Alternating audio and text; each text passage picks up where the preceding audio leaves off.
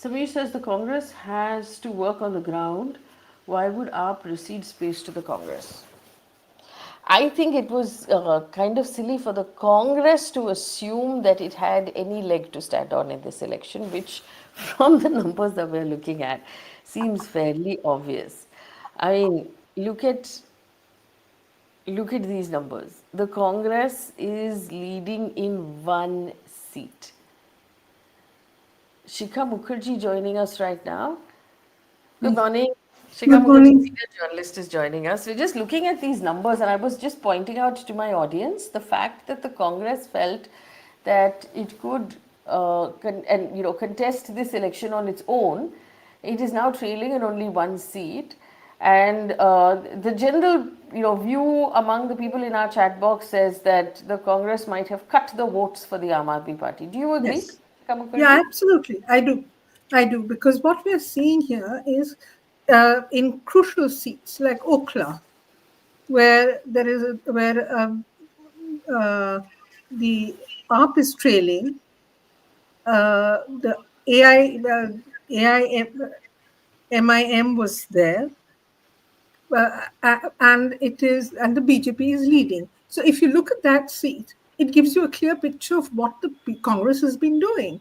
In Kalkaji, again, where the where Pravesh Verma and Atishi are Biduri and Atishi are in locked in battle. In all of these seats, the Congress is nibbling away. Whose vote is it nibbling away? Not the BJP's. It is nibbling away the ARP votes. So clearly, in most of the seats that we are looking at, we are seeing a clear indication.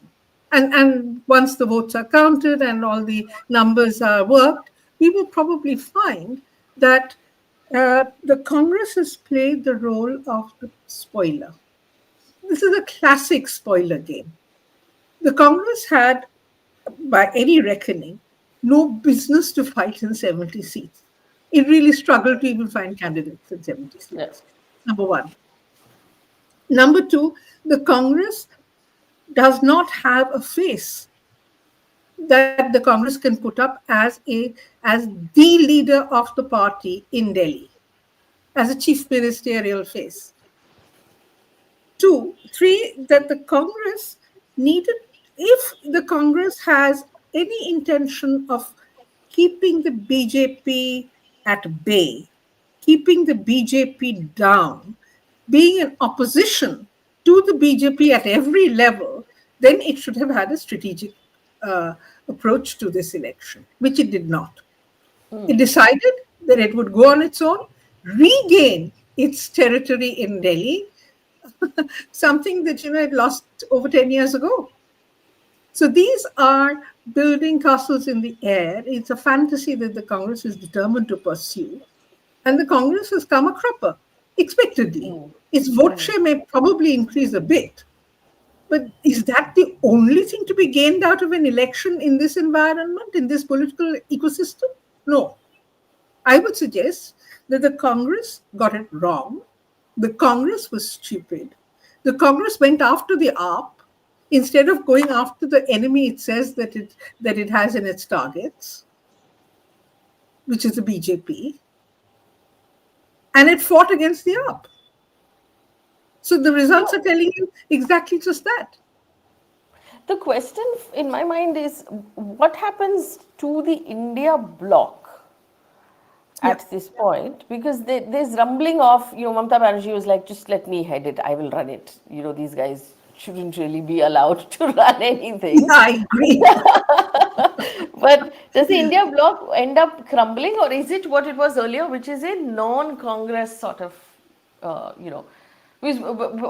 what leg does the Congress have to stand on after this, you know, The Congress doesn't have much of a leg to stand on after Haryana, where it did exactly the same thing. What did the Congress do in Haryana? It said that I'm going it alone. I don't want the AAP. I don't want the Samajwadi Party. I think I'm good enough to take on the BJP because this is, in any case, a done deal. All we have to do is count the votes. And it depended entirely on one person, which is Bhupender Hooda, to bring in the votes. yeah. So, and it let Bhupender Hooda have a free run. What did the Congress do in Madhya Pradesh? Did exactly the same thing. Give it all to Kamal Nath. Kamal Nath will win us Madhya Pradesh because it's a done deal. And then look at what the results are. Look at Rajasthan. In Rajasthan, it hasn't done well. It could have done better. So, if you're looking at what the Congress is doing, the India bloc, when it was formed, and I think we need to go a bit back to look at what the India bloc is. When the India bloc was formed, it was Yeah. formed of non-Congress anti-BJP parties, mostly the regional parties. Then the Congress was brought in. The Congress was brought in because that made it a far stronger and, in terms of footprint, a bigger alliance against the BJP. So at that point, that conversation was, and I remember it distinctly because Mamata Banerjee, Akhilesh Yadav, Stalin, and others were all saying the same thing. We will fight the BJP in our own states. And at the national level, we will come together and fight against the BJP. So, in other words, it was state by state. There is no way in which the Congress and the left, the CPIM, are going to be buddies in Kerala. There is no way in which the Trinamool and the Congress are going to be buddies in Bengal. The Yes. Trinamool, the CPM, and the Congress are going to be buddies in West Bengal, and it goes on. Therefore, what you are seeing is a, the Congress deciding to go it alone on a turf where it knows it is the spoiler. Now, post 2024, when the Modi government was when the BJP was uh, pushed and defeated to the point when it lost its majority in the Lok Sabha. Post that, there had to be a change in strategy. Alas, that change in strategy hasn't happened. It's kind of held in Maharashtra, but the kind of seat distribution that the Congress demanded and got was all wrong. So you're seeing the failure of the India bloc to move uh, towards fast enough to change its strategy to accommodate the kind of changes that are required in the present political environment. Now, that if it's that unwieldy, if it's that kind of uh, shaky about moving, then the India bloc is in trouble. And the India bloc is in trouble because the Congress doesn't know how to play a game. We have Manish Anand is joining us now, a senior journalist as well. Manish, thank you so much for joining us. Do you believe we also have Sanjay Hegde, who's a senior advocate to the Supreme Court, not in court this morning, but tracking the elections with us? Mr. Hegde, good morning. Mr. Hegde and Mr. Anand, Manish Anand, first question to you. What do you think the BJP has done right this time? Good morning, Faye. Good BJP morning. was preparing for this Delhi Assembly elections for at least 2 years. So that advantage was with the BJP. And they were very determined to win this time Delhi because Brand Modi was without a Delhi win so far. Though the party had won several of the states, but Delhi had defied Brand Modi and Modi juggernaut. So in that sense, Team Amit Shah wanted to clear this void and give Brand Modi a victory in Delhi. For that purpose, they started quite early, at least 2 years back. And accompanying that was the fact that the Delhi government, led by Aam Aadmi Party, was almost a lame duck because the bureaucracy was at the, you can say, war front, war path with the elected representatives. In fact, in the meetings of the ministers with the bureaucrats, the ministers used to film, make video clips of the bureaucrats arguing and showing rule books at whatever issues they were raising. So in that case, the way Lieutenant Governor of Delhi, Vinay Saxena, dealt and in Delhi, that also is a factor. And because of the things that you saw in the last 1 year, that Delhi was flooded during monsoon, that Delhi had been literally under a gas chamber for the last 6 months. These were the factors which played on, and the city government was not able to intervene in any manner. So that also built on the anti-incumbency factor. And Sheila Dikshit was in power for 15 years, and the Aam Aadmi Party was also in power, is also in power for almost 12 years. So that's a fair amount of time span, which naturally brings anti-incumbency factor.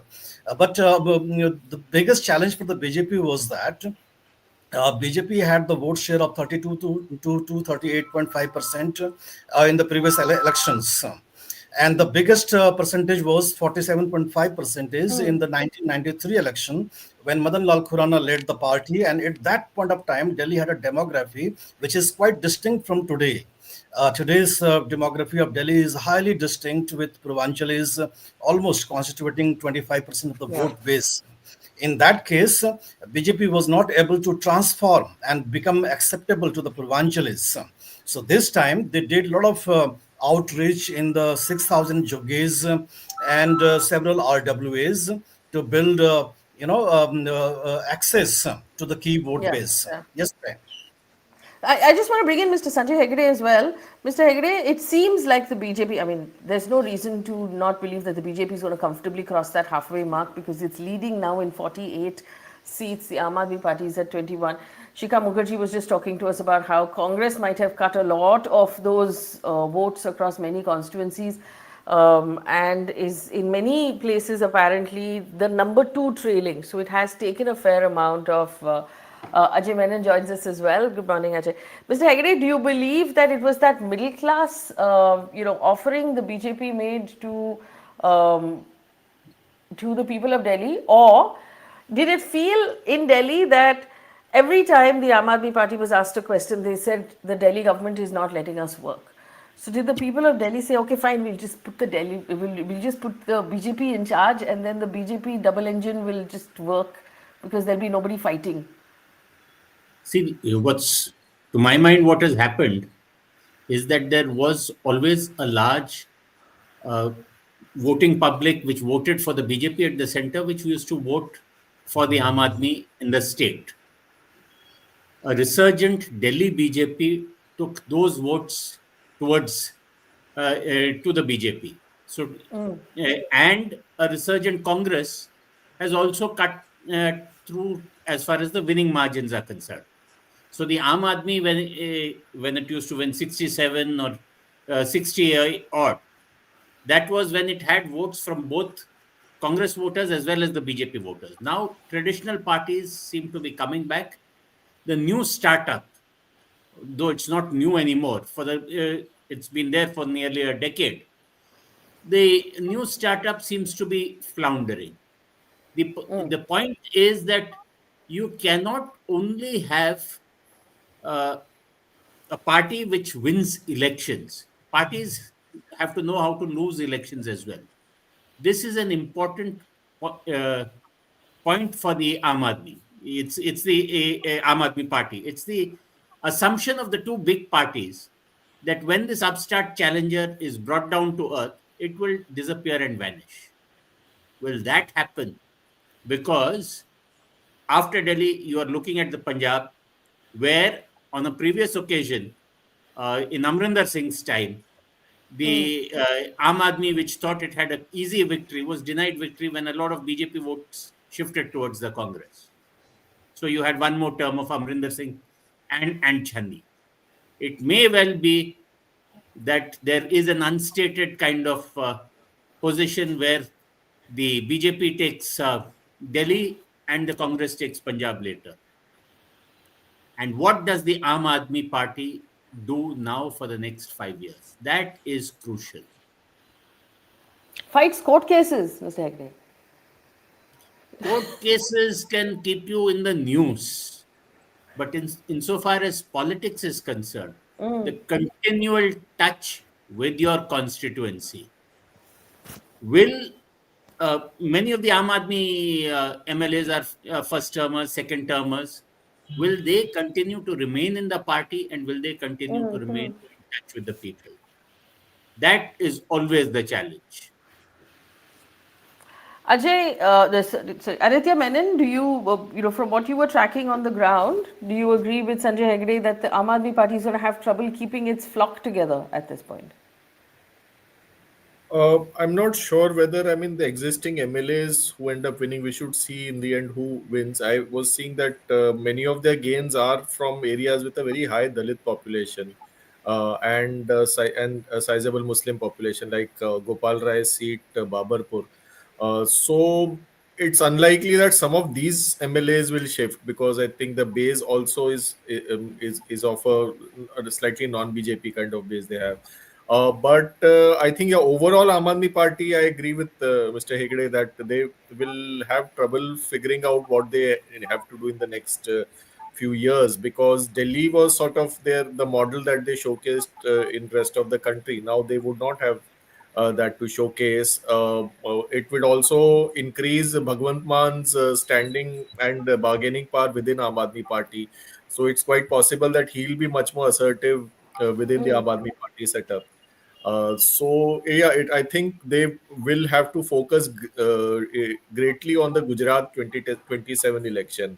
I think only if they upstage Congress as the main opposition in Gujarat can they sort of have any meaningful national level impact.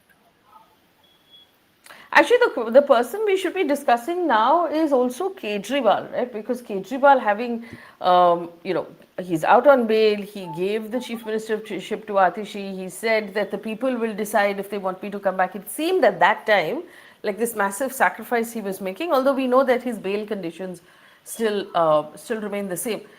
Where does this leave Kejriwal? Because he sort of lost his position as the person who used to set the narrative. Even when he was released on bail, he sort of controlled the narrative for a bit and then he's faded out of the news cycle. Where does this leave Kejriwal, Aditya? Yeah, I mean, Kejriwal's entire USP was that he is the only leader who has defeated BJP twice in a row in a one-to-one election. Now Hemant Soren is the second person to achieve that, and Kejriwal would have been the third had he won this election. So the fact that the main USP he had of defeating the BJP in a state where BJP is strong, that itself is gone now. So it will really raise a lot of questions, obviously on Kejriwal's own popularity. But obviously he has a. It's not as if Aam Aadmi Party has any counter weight to Kejriwal within it. There's no other power center. So it's not. There's no challenge to his leadership as such. I think, but he's also a very clever politician. And he has reinvented himself many times. So now it will be up to Kejriwal to probably go back to a little more agitational politics and try and build the Aam Aadmi Party in different states from this point on. Shikha Mukherjee, lots of work there for the Aam Aadmi Party to do now. I do agree with Ajay Menon that the Aam Aadmi Party has a lot of work to do. But one of the bigger things that the Aam Aadmi Party has to do is, now that it's out of power, you see, the Aam Aadmi Party is not a cadre-based party. It's a party which has a lot of volunteers in it. Now, how do you keep a volunteer force together is going to be the real political challenge for Arvind Kejriwal. He has a few leaders, but he does not have a cadre-based party. And that is the big challenge, at least in Delhi. He has to organize the same thing. The party, AAP has to move from being a movement to a party, a kind of a party with an organization, cadres, etc., within the next 5 years. It has no other choice in Delhi. It has to, as Ajay also said, that Gujarat is where it chose to fight with the Congress. Gujarat is where it also chose to fight with the BJP. Now, that cost Arvind Kejriwal, because if you remember that having fought in Gujarat, that's when the Delhi liquor scam, the CBI, the ED raids, everything was deployed to attack the person of the leader. the man the man who's leading the AAP from the front, the man who represents the AAP and its ideology. Now, what the BJP has done is succeeded in pulling AAP down to the level of all other politicians. He's no longer this um, ethical ethical voice a in the politics of the swamp. So that is something that AAP is going to have, Kejriwal will have to try and retrieve, but it's an almost impossible task. So Kejriwal has to recalibrate his politics. Not an easy task for any party. Not an easy task at all. So my question to the panel here is on the Indian Express website, they said choose your chief minister. So from Aam Aadmi Party it was Arvind Kejriwal, and it was like a little poll for the audience, and from the BJP it was Ramesh Biduri. Is Ramesh Biduri likely to be the chief minister of Delhi? Manish, Anand? I don't think so. Ramesh Budhuri, I Indian can Express certainly seems rule. to think so. I can certainly rule out Ramesh Budhuri. Don't forget that what did he do in the Lok Sabha when he rained abuses on Danish Ali, the BSP MP, and after that there was a complaint to the disciplinary committee and the privilege committee. The Lok Sabha is yet to act on those complaints, and he was not given the Lok Sabha ticket. Principally because BJP wanted to avoid kind of an embarrassment of giving ticket to such a person. And when he was fielded in the assembly election, again he did those kind of goof ups, making remarks against Priyanka Gandhi Vadra. And I know from the Atishi BJP Madlena also. that he was Yeah. admonished, he was reprimanded in the BJP. It was his good luck that because of the narratives playing on, his remarks got forgotten in the campaign trail. And he is not a kind of a person that suits Delhi politics. Fair Delhi politics is principally about middle class, and Ramesh Bidhuri is a trucker. He's a truck transporter by business, and he belongs to a certain caste group that is a Gujjar leader from South Delhi, and he doesn't appeal to whole of Delhi. You need somebody like Sheila Dikshit, Arvind Kejriwal to counter, because you don't want to give a space again to the resurgence of Arvind Kejriwal. So I will definitely rule out Ramesh Bidodi from the race. He's definitely not in the race. You take another name. Sanjay Hegde, do you have another name for chief minister of Delhi? How about an outsider like Basuri Swaraj?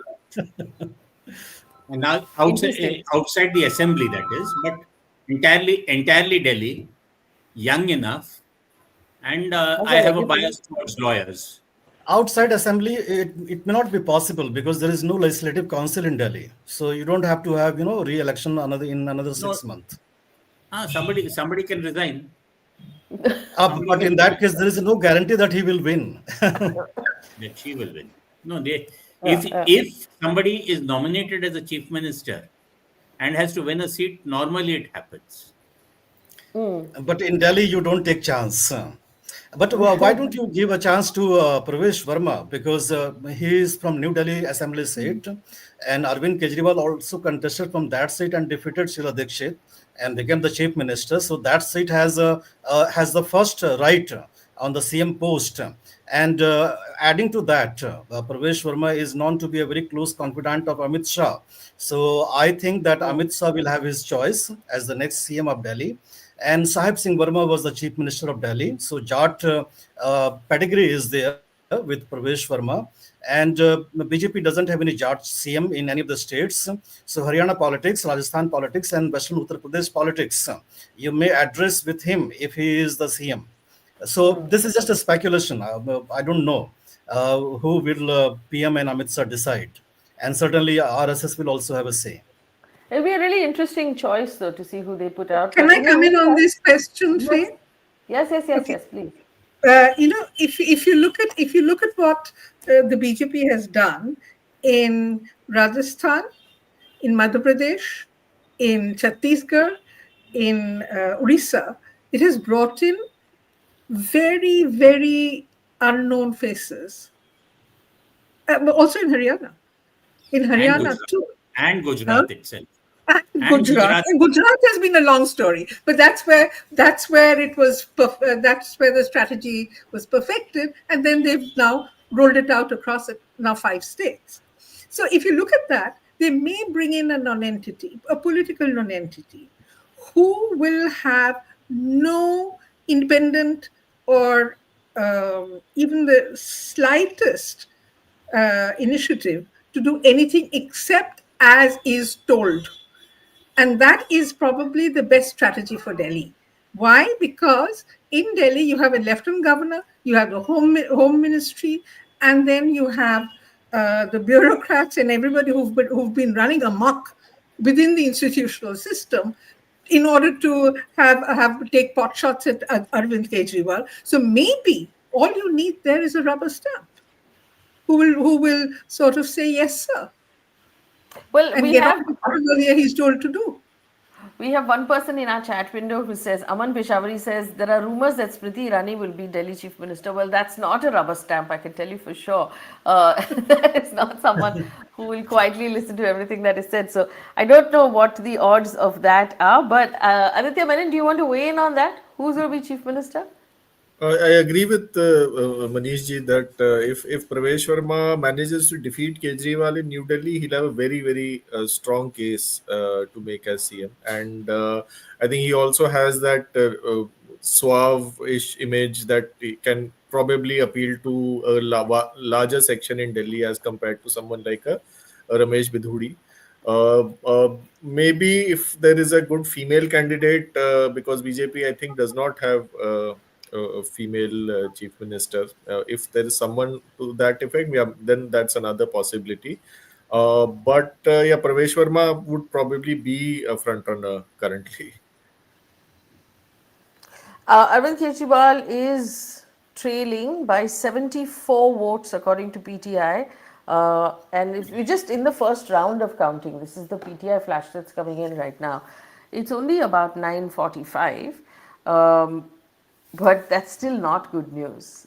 If you know Arvind Kejriwal and Atishi and Manish Sisodia are currently trailing Satyendra as Jain also, I think. Satyendra Jain is also trailing. That's what I saw a little while ago. Congress's Alka Lamba is also trailing. Kalkaji is always a very difficult seat where Atish is contesting. So I wouldn't be surprised if Ramesh Bidhuri wins that seat comprehensively. Sisodia, I think, might recover at some point because that's a seat BJP has never won till date. Yeah, Satyendra Jain is also trailing. Sandeep Dikshit is also trailing. As far as Sisodia is concerned, I see that he's on the third position. And there's a Oh, very strong Congress candidate there in Farhad Farhad Suri, Suri, who gets a substantial portion of Nizamuddin votes. correct. Somnath Bharti is also trailing in Malvi Nagar. Kapil Mishra is leading in his constituency. I think Kapil Mishra is another person. Manish ji, in fact, if you could weigh in, do you think he also is a contender for the CM's post? Aditya, I don't think Kapil Mishra will be in the race. Definitely, in the earlier years, he was a Delhi BJP face as far as leading street protest against the AAP was concerned. But midway, he lost the steam and he managed to get the assembly ticket. That's big enough for him.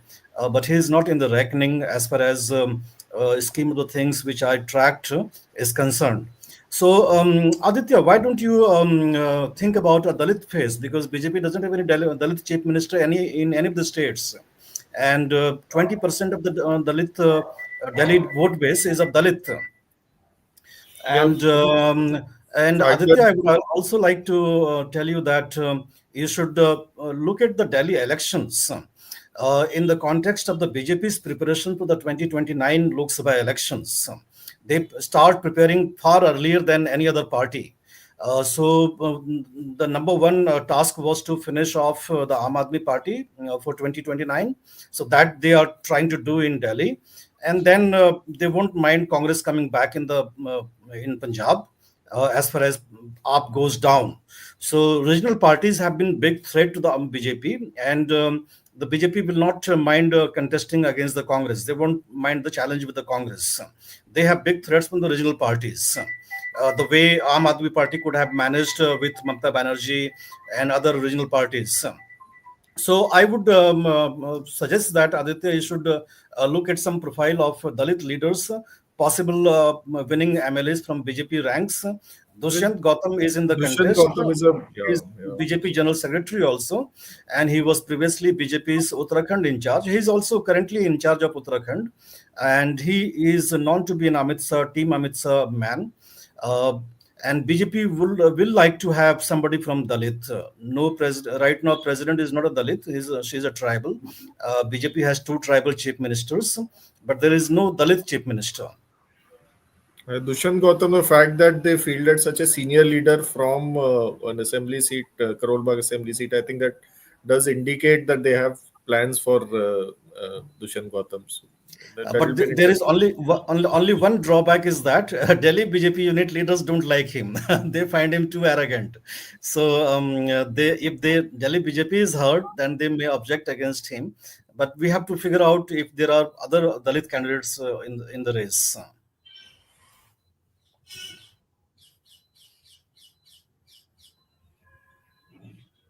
Faye, you're on mute.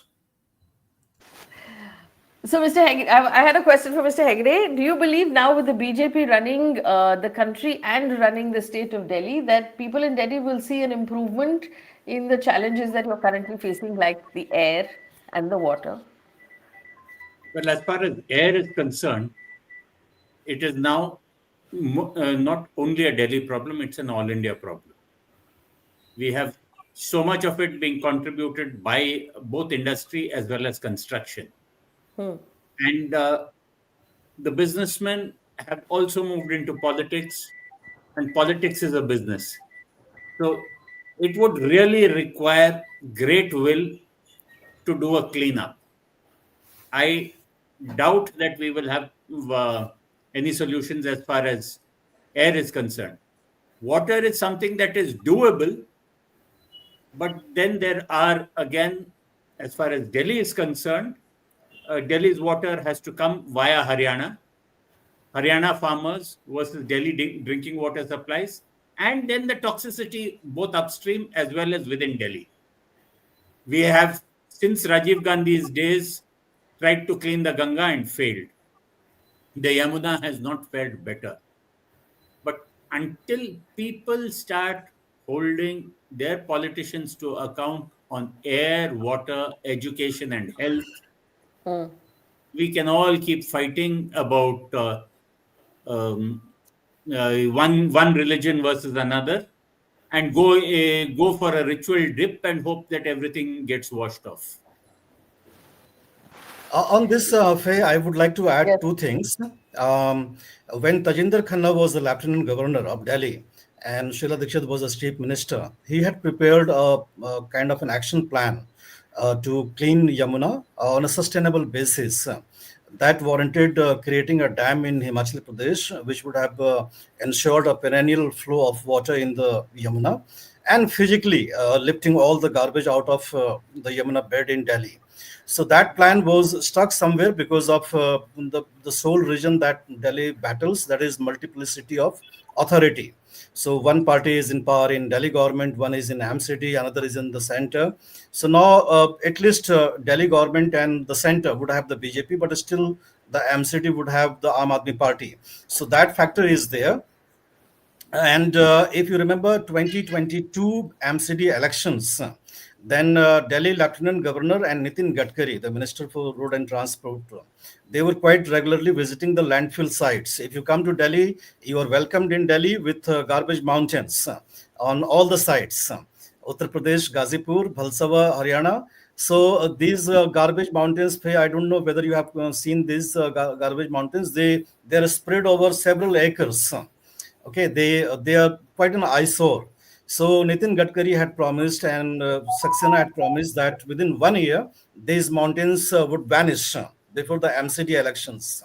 But BJP lost the MCD elections, and they somehow forgot their promise because they did not want to give credit to the Aam Aadmi Party for this elimination of these landfill sites. So now they have given a commitment that in 3 years they will eliminate these landfill sites, the garbage mountains. This is doable, Hegde Saab. I had gone to Indore.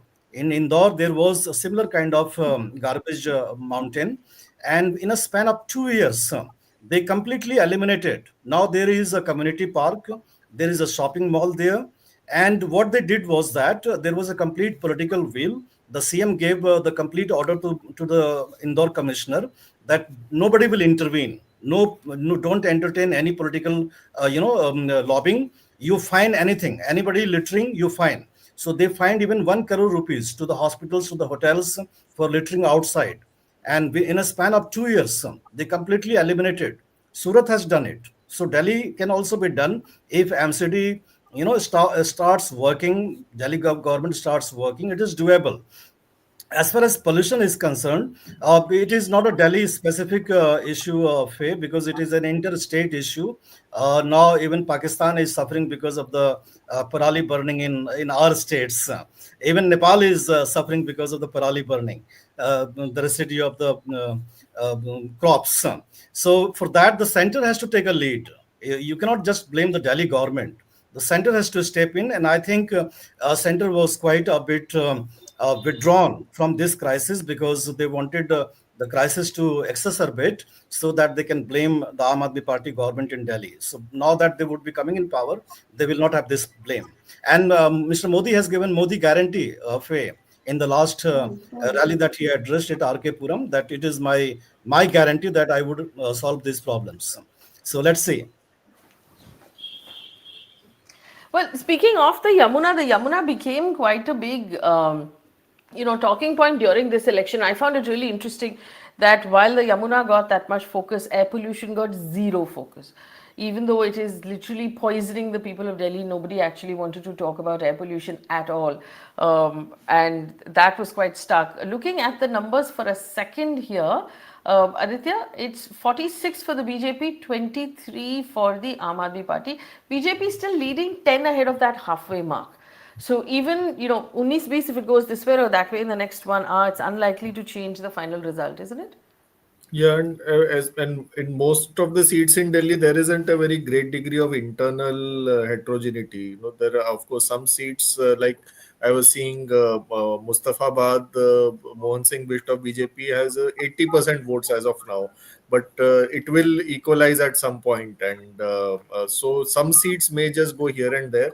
But it's not as if many of the area seats were with very high middle class populations. They are not going to change now. If there is a trend, it's going to hold. But I'm seeing New Delhi is switching constantly between Mr. Kejriwal and Pravesh Verma. So that's a fight I think we'll probably be tracking for the next few hours. In the EC website, it's a slightly tighter. I think it's 39 for the BJP and 26 for 23 for AAP. I think the results are still a little slower as compared to channels. But I think this trend should hold. And also Delhi, it's unlikely that the winning party will have less than 45. And that's what Delhi's track record has been. Aditya, can you see any of the vote share details right now? Yes, actually, the BJP's vote share is around 48%, and the Aam Aadmi Party's is 43%. The Congress has done better than expected. It's around 7%. So the Aam Aadmi Party's formula was basically to keep the Congress under 5 and BJP under 40, but they have failed to do either of the two tasks. So again, see, the numbers are moving back and forth. BJP is at 45. It had crossed 50 a little while ago. 45, Aam Aadmi Party leading in 24.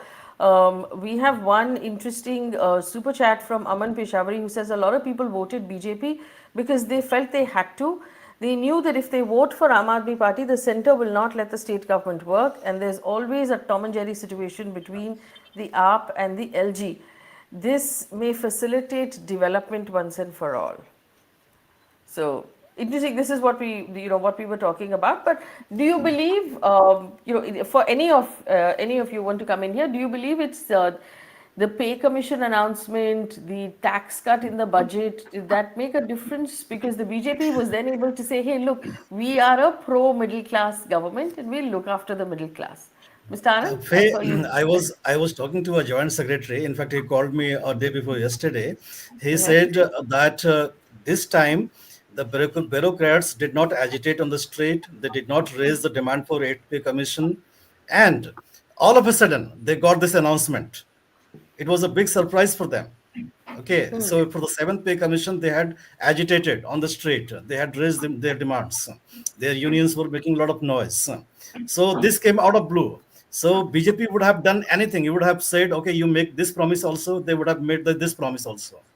So they gave, Mr. Modi said, I'm giving you the guarantee that all Kejriwal guarantees will work. So Prime Minister had to give the guarantee that Kejriwal guarantees will work. And in addition to that, he added more freebies. So pregnant women will get one-time payment, 9 kids, free bus travels, auto, and there is a population of 1 lakh of these auto drivers. So they would get insurance, their children will get scholarship. If you have advised him, the BJP, that, okay, you can do this promise also, you'll get vote, they would have done that. So they would have gone to any extreme to get Delhi in their kitty.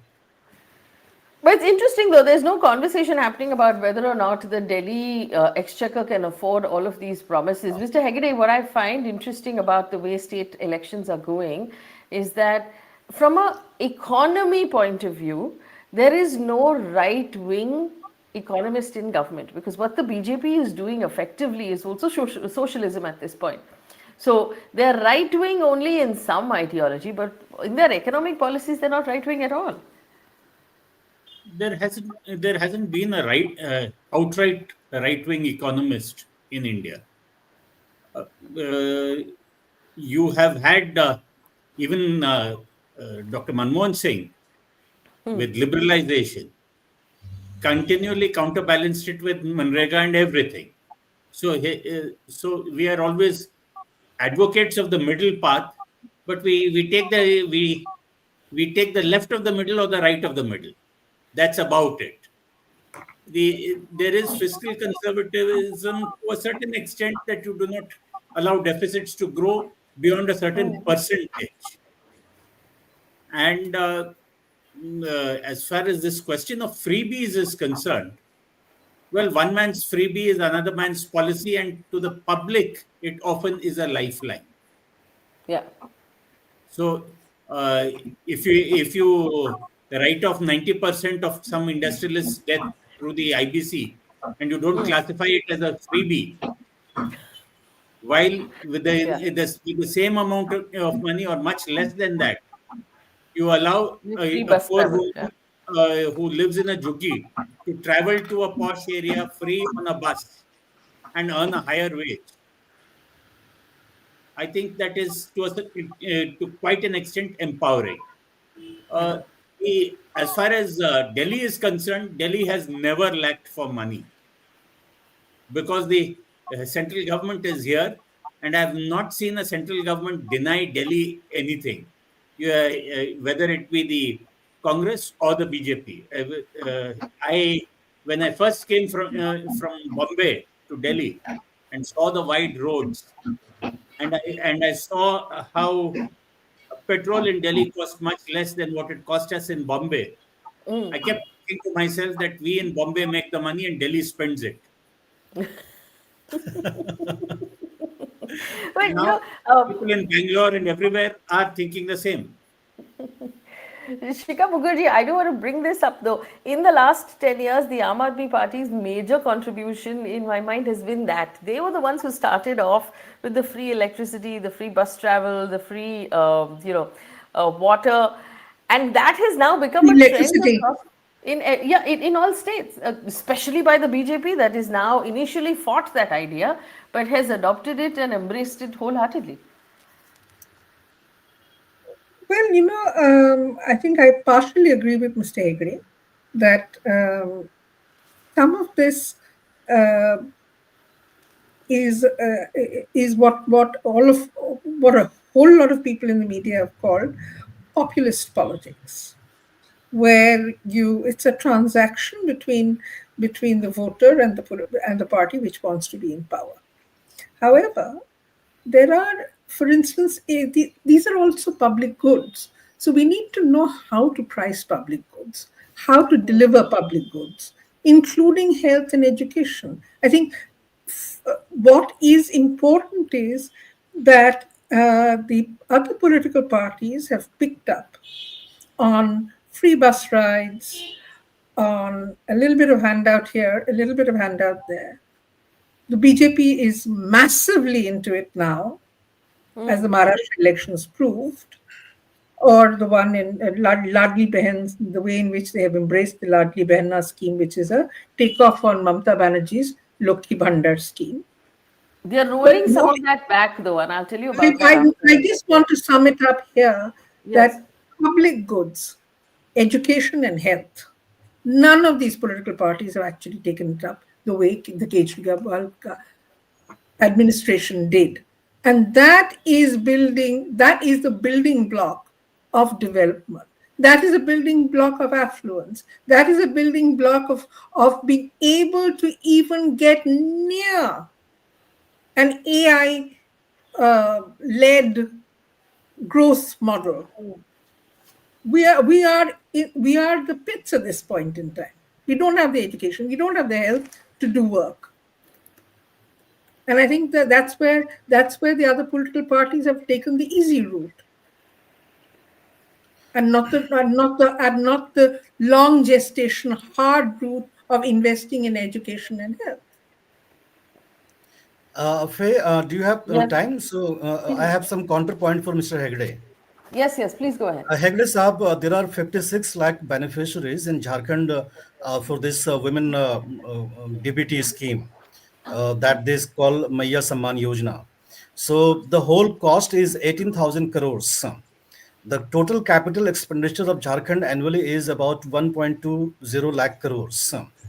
And this Maya Saman Yojana will cost more than the expenditure on rural development, health, and even education separately. And it will be the number three expenses in the whole of the budget of Jharkhand. In Delhi, in 2011 census, as per 2011 census, we don't have the census yet. We are 2025, we don't have the census till date.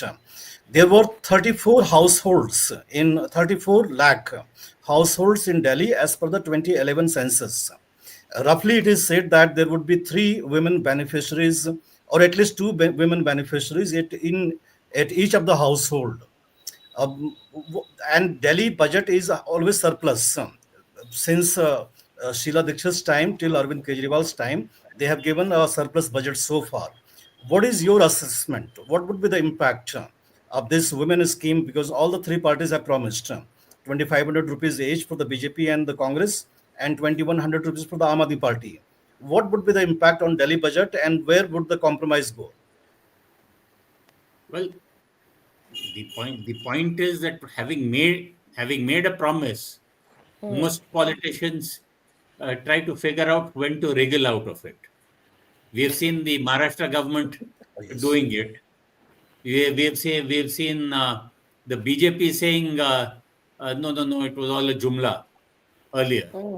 So so it would also go. It would a lot would depend on the targeting and the definition of the beneficiaries. I suspect that these schemes, even with the BJP coming in, will will continue. But as far as targeting is concerned, there might be people who are left out on one criteria or the other. Uh, whether Delhi can afford it, well, why should Delhi be the only state which sort of goes on to a surplus budget? Well, That's where I would think the political calculation would be. Then, of course, this would be tempered by whoever is in charge of the finances of the state, whether it's the bureaucrat or the minister concerned. In Maharashtra, they are actually knocking off about a quarter of the beneficiaries of that Ladki Behna scheme. About 60 lakh people who are suddenly being told that they no longer qualify. So this apparently will save 900 crore rupees monthly from the exchequer of Maharashtra. So it'll be interesting to see how they're going to navigate all of these, all of these schemes that they are announcing. But there are many things that they won't. I mean, will the BJP continue to focus on, say, the Mohalla clinics, the education programs that the Aam Aadmi Party started in Delhi? At one point, we were talking about how that's a good example for the rest of the country. Is that likely to happen? These are all questions to ask at this point. Alpana, Kishore Faye, joined us. I have to add one thing. You said Yes, go ahead. education system is of Kejriwal. I would just like to clarify because Delhi politics was my training for my political journalism. So I've spent a lot of years covering Delhi government MCD in the beginning of my career. Delhi education was the focus of all the governments since beginning. Sheila Dikshit's main focus was Sarvodaya School. And there were special schools which Sheila Dikshit focused, where the meritorious students were taken out and they were put in those schools. They are called Adarsh School. And these school children have very high score in CBSE examinations. They qualify competitive examinations also. In Sheila Dikshit's time, there was a massive expansion of hospitals in Delhi. I can tell you with guarantee that not a single hospital has been added in Delhi after Sheila Dikshit left the office. Not a single new school has been added. All those schools, there have been a few floors added on in their buildings, but the basic structure was there and they were created by Sheila Dikshit. So this when we say it is a Kejriwal model of education and health, I question that. Alpana, Kishore Aditya? joins us right now. Alpana, you wanted to come in on the same point? Go ahead. No. I'm sorry. I don't have the flow because I just No, walked so in, so we I were don't. talking about the focus of the Aam Aadmi Party on things like, subsidies that they had offered to people, and also education, and how that might be, if at all, continued or discontinued by the BJP government if the BJP government comes in. But before you begin speaking, I want to point out to our audience, BJP leads have now fallen below 40. So it's at 30, 39 and 30 now. Aditya, Menon's going to keep an eye on that while Alpana Kishore answers the question for us. Aditya, I have a question for you. In 2019 assembly elections in Jharkhand, there were celebrations in the BJP from these kind of leads around 10 o'clock. And by Yes, 1:30, those celebrations, they just disappeared. everybody has, yeah, Jharkhand yeah. Mukti Morcha took lead and BJP lost. Do you think that repeating in Delhi? Bit unlikely because I think Delhi seats internal differentiation within seats is a bit lesser than Jharkhand. But again, some seats I am still seeing that on the EC website, Okhla BJP is leading, and so that is going to change at some point. So some seats, it's a bit lopsided currently. But beyond 4 or 5 seats, I don't see that happening. So probably this might hold. Yeah. Sorry, I think Alpana ji will say something. No, I just well, the question you're asking for is that is the BJP going to continue or discontinue some of the let's say the more publicized aspects of the AAP regime's successes or perceived successes? I think the BJP is a very in that sense, it has its eye on the ball. It understands what works and what doesn't work. So it has a strategy mapped out in terms of how it's going to, even if it repackages or it renames or it, it does something to create a differentiation from up, but it will carry on the successes of whatever has happened before. I don't think that there's going to be a change in that. The methodology may be different or the style may be different, but I think they will carry on with whatever seems to Can have I come been in on this? successes. Yes, Can I yes. come in on Please, please, Okay. please go ahead, Kaji. I am, this is a debate which I've been carrying on for several years now, and therefore, at every opportunity, I jump into a fight on this, which is that in terms of health and in terms of education, you need to have a very consistent policy, and you need to roll it out in a very consistent way. You can't, for instance, introduce yoga classes and do prayer meetings and all that stuff and take away from other things that need to be done to bump up quality. You see, it's not the kind of uh, planting nationalist seeds, Hindu nationalist seeds in the child's mind. It's all about education and learning.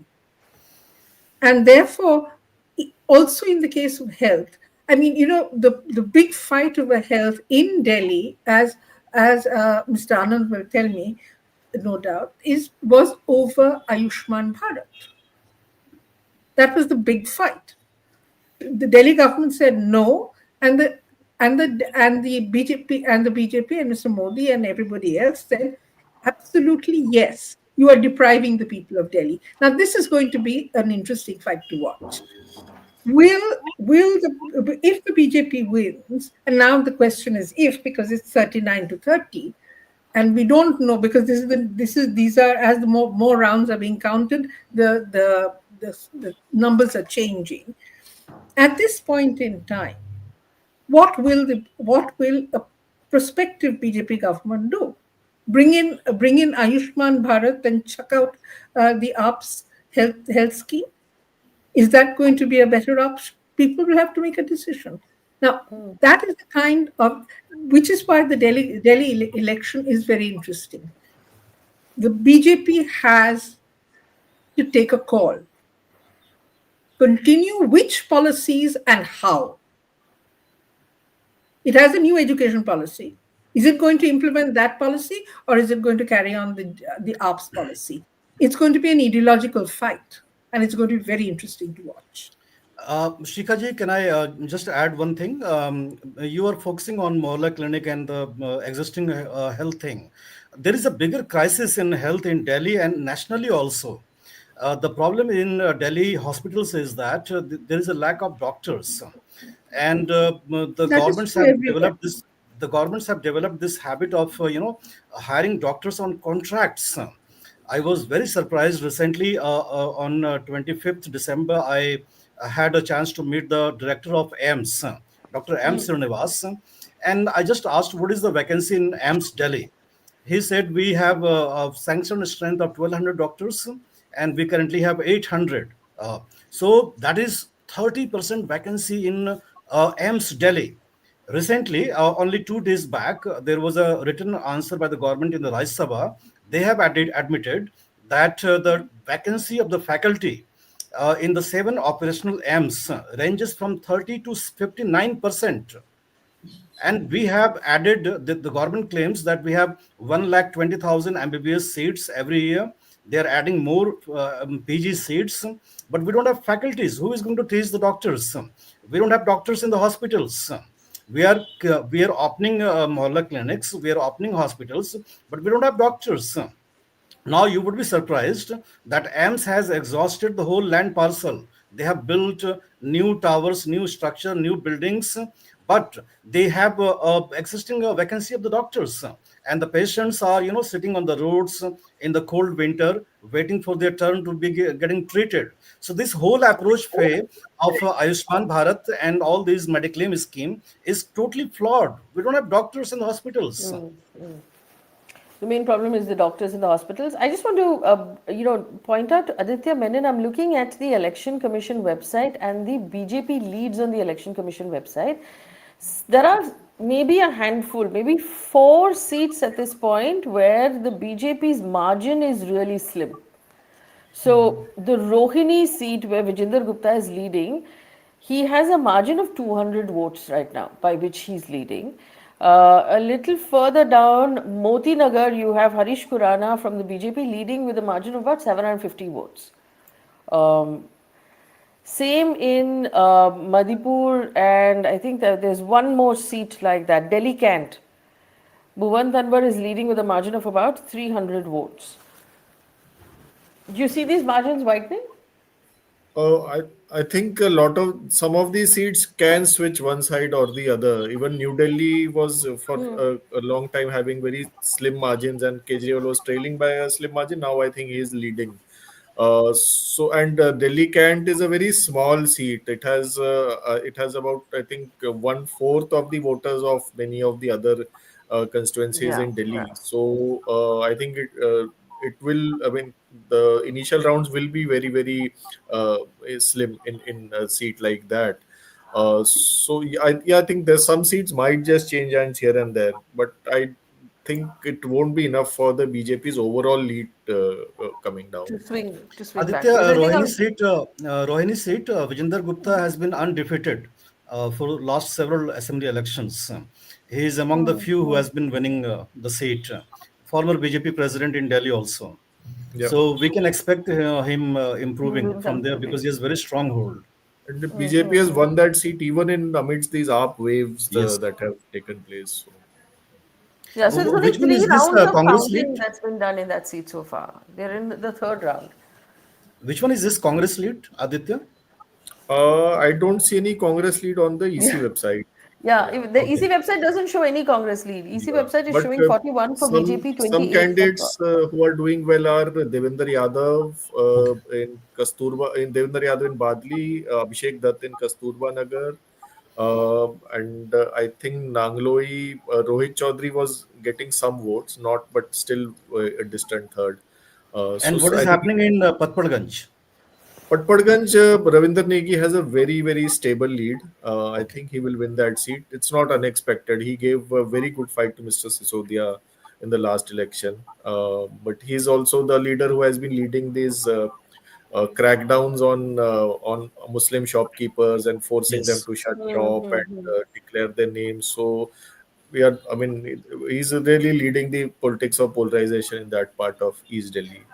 Faye, this seat is very interesting because Manish Sisodia was the MLA from Patparganj and he changed this seat. And in his place, Aam Aadmi Party fielded Awadh Ojha.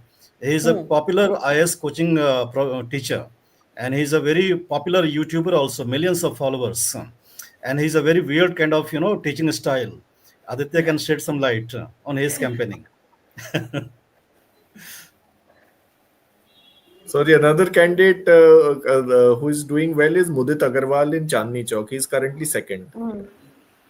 So he's the son of JP Agarwal, the former Lok Sabha MP of the Congress from Chandni Chowk. So, Mr. Hegde, I wanted to bring you in on this though. The Aam Aadmi Party has a fair number of matters that are currently in court. Arvind Kejriwal is out on bail. Uh, what is going to happen on that front, you believe? These are expensive cases for the Aam Aadmi Party to fight. We also understand that the legal bills have been piling up for them. How do you expect this to play out going forward? Many of the constitutional matters might get withdrawn by the government if the BJP comes into power, or the matter may be uh, kept in kind of a cold storage. I do expect the criminal cases to keep mounting now. And there, the Aam Aadmi Party will have to rely uh, on the good faith of its lawyers. May, as far as lawyers are concerned, there was a senior advocate who once said that in every matter, a lawyer must get cash or credit. So there will be a lot of people who will have to rely solely on credit. Or a promise of a seat in parliament? But that is also not on the table. It won't be Anymore. on the table except in Punjab for the next uh, for the next maybe couple of years. One or two of the Delhi seats. Then how do you shunt out people like Sanjay Singh? So in Delhi also, there will not be a clean seat for them to get. And Rajya Sabha elections are when a lot of defections also happen, as one of the lawyers found out. Alpana, Kishore, we were talking before you joined us about air pollution and how it did not find place in any of the manifestos. It did not find place in any of the conversations. It's finding place in everybody's lungs in Delhi, though. Sanjay Hegde was of the opinion that air pollution is now a nationwide problem, but was unlikely to find a solution anytime soon. Do you agree with him? I completely agree because I think there was a very interesting incident that just happened recently where a very prominent CEO walked out of an interview saying that a foreign CEO walked out of an interview saying that the air was too polluted for him to continue in the same room. I mean, he was indoors and he's talking about the pollution was too much inside the room. And I think one of the things that he said after going back is a very interesting. I think he put out a tweet saying that air pollution is now normalized in India. Right. And in fact, he went back to the States and he said, I looked at my own country with new eyes and I said, what is normalized here? And to him, the problem in the US was obesity, that obesity is normalized. And here, air pollution is normalized. He says, I see children, women, old people just walking out and just not even wearing a mask. And that is true. In Delhi, if you wear a mask, people will ask you, oh, are you sick? Is there something wrong with you? What's happened? Are you all right? And you'll say, well, the pollution is 400 or 500, and they say, oh, it's the pollution. Okay, forget it. People are sitting outdoor. It's just become a normal part of life. And I actually, frankly, don't understand. I can't blame any uh, party except the one at the center for the last 10 years and the one in the state for not tackling this on the war footing that it should be. I've talked about this in my writing, which is mostly on urban planning and development and the issues that crop up there. That this seems to be just something that we enter November and we start accumulating the losses, whether it's health, whether it's construction, whether it's development. Everything grinds to a halt between November and February. Anyone who's building a house, anyone who's working on any project, it just comes to a halt. The labor runs away. I mean, I even if you say that okay, the pollution is not an important issue and nobody cares, and it's not votes are not going to be counted on it, but surely the economic losses should account for Yeah. something in the overall scheme of things. They don't at all. So and I don't see that improving because there's no need for it to improve until the voters decide that this is a election worthy issue. No party is going to take any effort in really tackling the root of the problem. Heartbreaking, but obviously true. I just want to point out that that gap has widened again. The BJP now leading in 44 seats, the Aam Aadmi Party in 26. And interestingly, Omar Abdullah has apparently commented and said, "Aur lado aapas mein abhi." Obviously, talking to the Aam Aadmi Party and the Congress Party. So this is something that entire India bloc is now become aware of the fact that if you can't see eye to eye, you're just going to wind up cutting each other at the knees.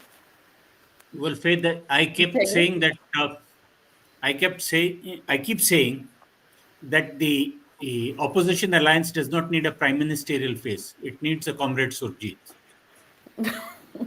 who had no stake in being prime minister, but whom everybody else trusted. I think the general air of this election is one of, at least amongst the voters, of enormous fatigue. I think it's a, it's if it's heading to the result that we think it is. I mean, according to the latest numbers, uh, I think there's an air of resignation that I don't think we have a choice.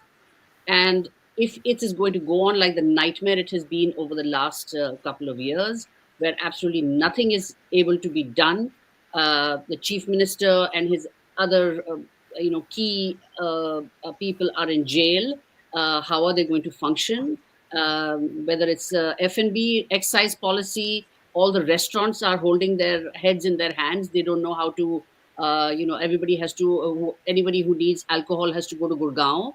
Gurgaon has this flourishing alcohol industry, and in Delhi, it is impossible to get, uh, you know, the alcohol of your choice, or if you are having if you have a restaurant or you run a hotel or anything like that, it's just impossible, and it's becoming so difficult to do business. The ease of doing business is now, it's so complicated, it's so complex and difficult, that I really think this is an election of resignation. That, okay, we just give in. I think the voter has given in. I think for me, Aditya, let me know if you felt the same thing. I found that this election campaign had no new ideas. There was nothing interesting other than the name calling. There was no new idea that was presented to the electorate saying that, okay, this is what we'll do. This is how we'll solve the problem. Anything. Not even a catchphrase at this point. I think one very disturbing thing I noticed in this election is that there was this huge consolidation in upper middle class, and rich areas against the poor. There was this entire narrative that was spread that Kejriwal's sops are making the poor lazy, and he's only the poor are greedy. And I mean, one heard people on the ground say the most nasty things about poor people. So there's this disturbing trend that happened in this election, which not many people are talking about, is this anti-poor consolidation. I There's a think what lot is of, and you're right about it, because even going into the budget announcement, there was a lot of middle class is paying a lot of money, but it's being handed off to the poor. और वो लोग अभी काम करने के लिए तैयार नहीं है क्योंकि उनको फ्री में मिल रहा है सरकार की तरफ से, बिल्कुल and it's all coming out of our tax money. Yeah. So I think this entire vote, I mean, if one looks at the seats also, the entire area where there are housing societies, middle class colonies, BJP has swept that entire belt, except for maybe Saurabh Bhardwaj's seat and Rajendra Nagar. Everywhere else, I've seen BJP is leading. But what has happened is that Kejriwal has not succeeded in consolidating the vote of the poor. And BJP has made inroads even in that section. So the complete consolidation of the middle class and upper middle class, and some inroads into poorer voters, and that has probably sealed this election for the BJP. Uh, can I just say one thing? I'm not so sure about this class divide. Uh, uh, I mean, this is a normal middle class angst about freebies and subsidies. I think it comes everywhere. It's happened even in the US election. There is anger and there is irritation, or whatever you call it, hostility towards this idea of working hard, paying taxes. And you'll find even the Indian immigrants in the UK and the US, they will turn against new and fresh immigration for this very reason. I think this is quite normal. I'm not sure the seats reflect it as clearly as you say, but we'll have to wait and see.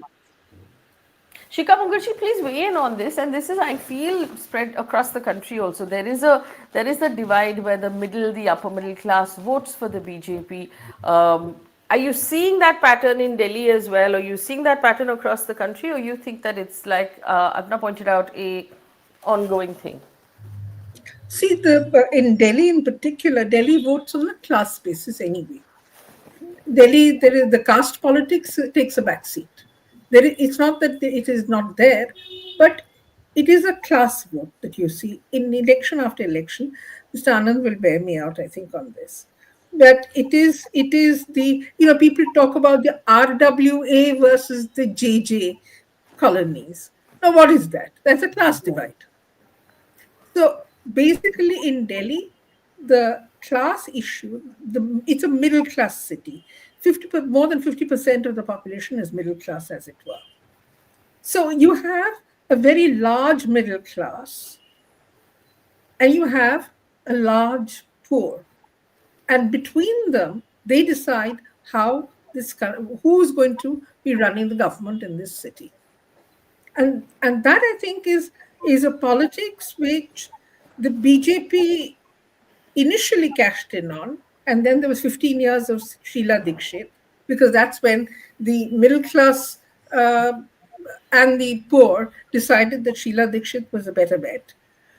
And then you have the 10 years or 12 years of AAP, which is basically the poorer sections of the population, as well as sections within the middle class who wanted certain services, who wanted to see their city in a different way. Now, what you're seeing, and I'm sorry if this sounds very ideological, but the middle class in India has stopped thinking about the JJ colony. They only want things for the RWAs. And therefore, this class divide is sharpening everywhere. It's part of this inequality index that we all know about. Yeah. Nobody cares. Nobody cares that there is such massive inequality which is increasing over time.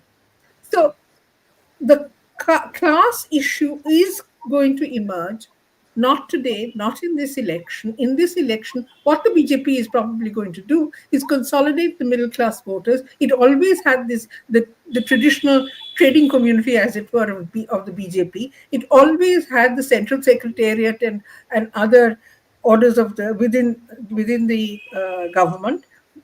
The kind of the lower bureaucracy was always with the BJP. The upper bureaucracy is now with the BJP.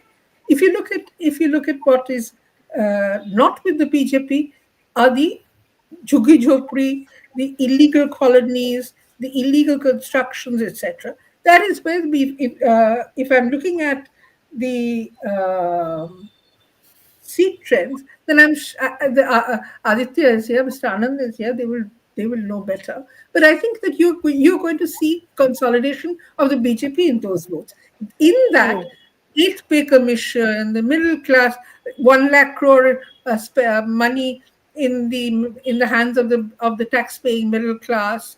This kind of largest politics may have carried a message, but all of it is going to come out in the wash over the next 1 year, and that's not going to be pretty. That's not going to be a very.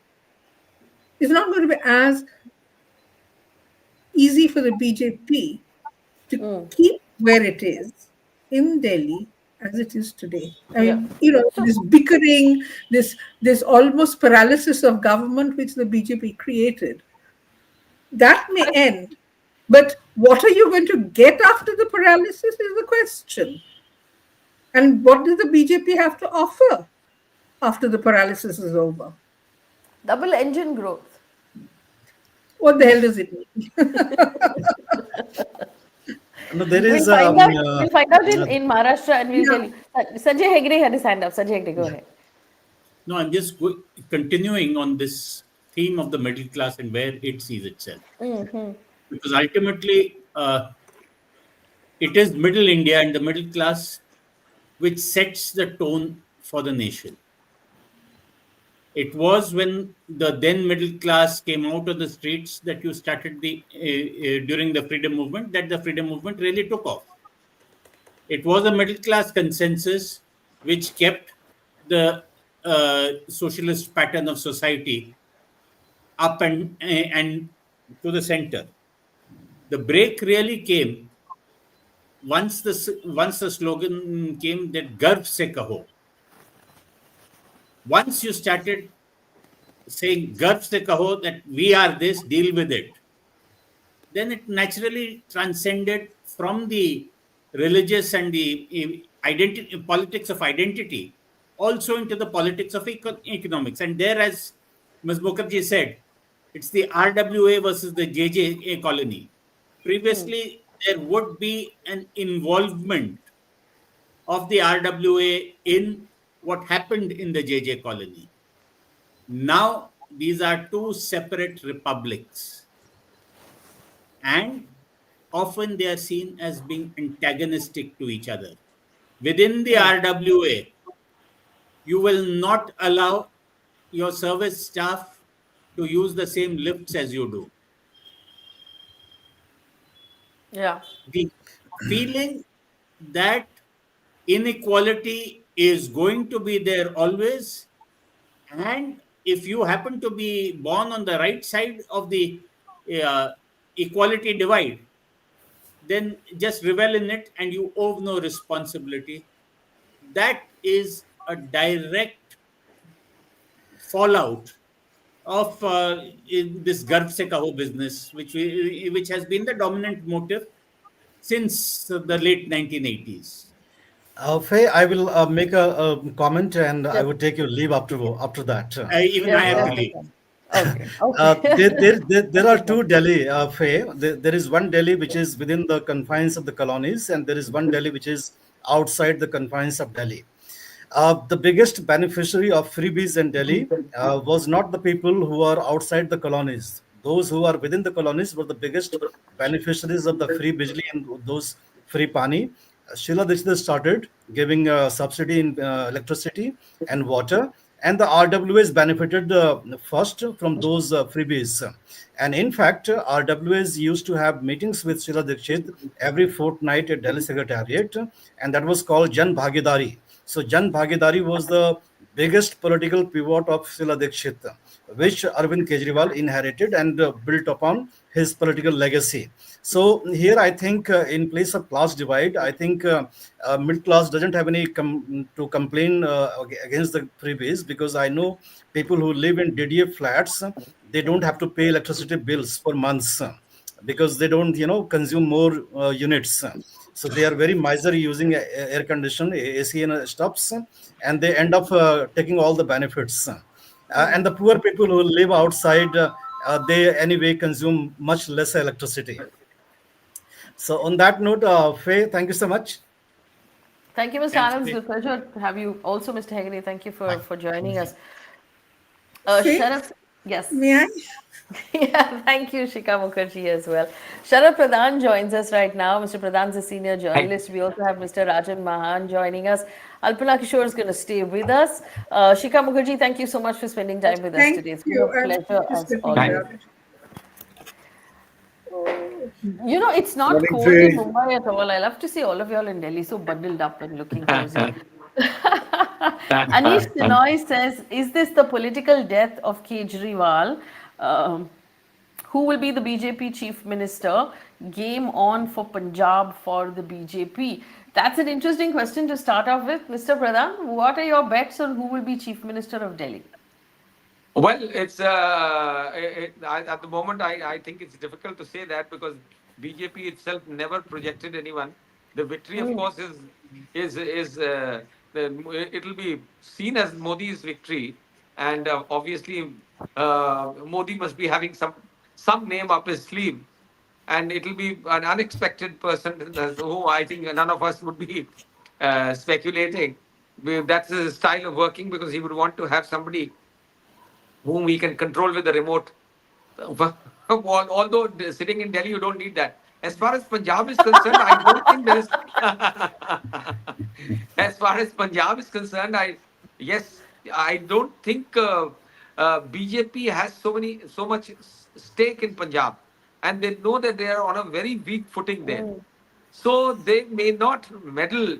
They may create problems for Mahan, but it will be a problem for now Kejriwal because Mahan would like to maintain his identity and see to it that he doesn't get dislodged by Aam Aadmi Party there. So more than BJP. But yes, what I feel is this: what has happened. It's it also reflects the mindset of the people of Delhi. For instance, if they are getting sold to the freebies that are offered, which Modi is when others give, then it is revdi, and when Modi gives, then they are benefits.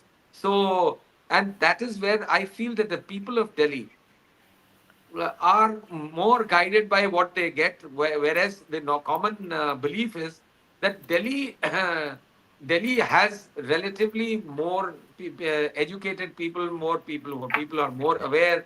But this election makes it pretty evident that they don't believe in any ideology as long as they are getting of freebies. And the impression that yeah. goes is that if the freebie trend is working in Delhi, it gives the impression that the poorest people of the country live in Delhi. So, because they fall easy prey to freebies. What else? They have not applied their mind to the fact that Kejriwal was completely paralyzed by the central government at every stage, apart from the fact that he was sent to jail and all kinds of cases. They have not been allowed to function. So I think that is also a major, and the people of Delhi are not bothered about it. Ultimately, it shows that the voters are very, very selfish as long as they get what they want. Sorry, you were saying something? Alpana ji has a point. Go ahead. Yeah, I think actually to the contrary, I would like to differ slightly that Please. the voters of Delhi have applied their mind. They have understood that this combination of BJP at the center and AAP at the state does not work. And so, like I said earlier in the program, that this is an election of resignation. Sir, your voice is cracked. Uh, It's we seem frozen. to be losing Alpana. Okay, so we'll come back. We'll come back to that point. Rajan, Mahan, do you believe? I mean, there are some people who are saying Ramesh Biduri will be chief minister of Delhi. Do you believe that the BJP is going to choose a known face, or it's going to be someone we've not heard of up till now? Can't hear.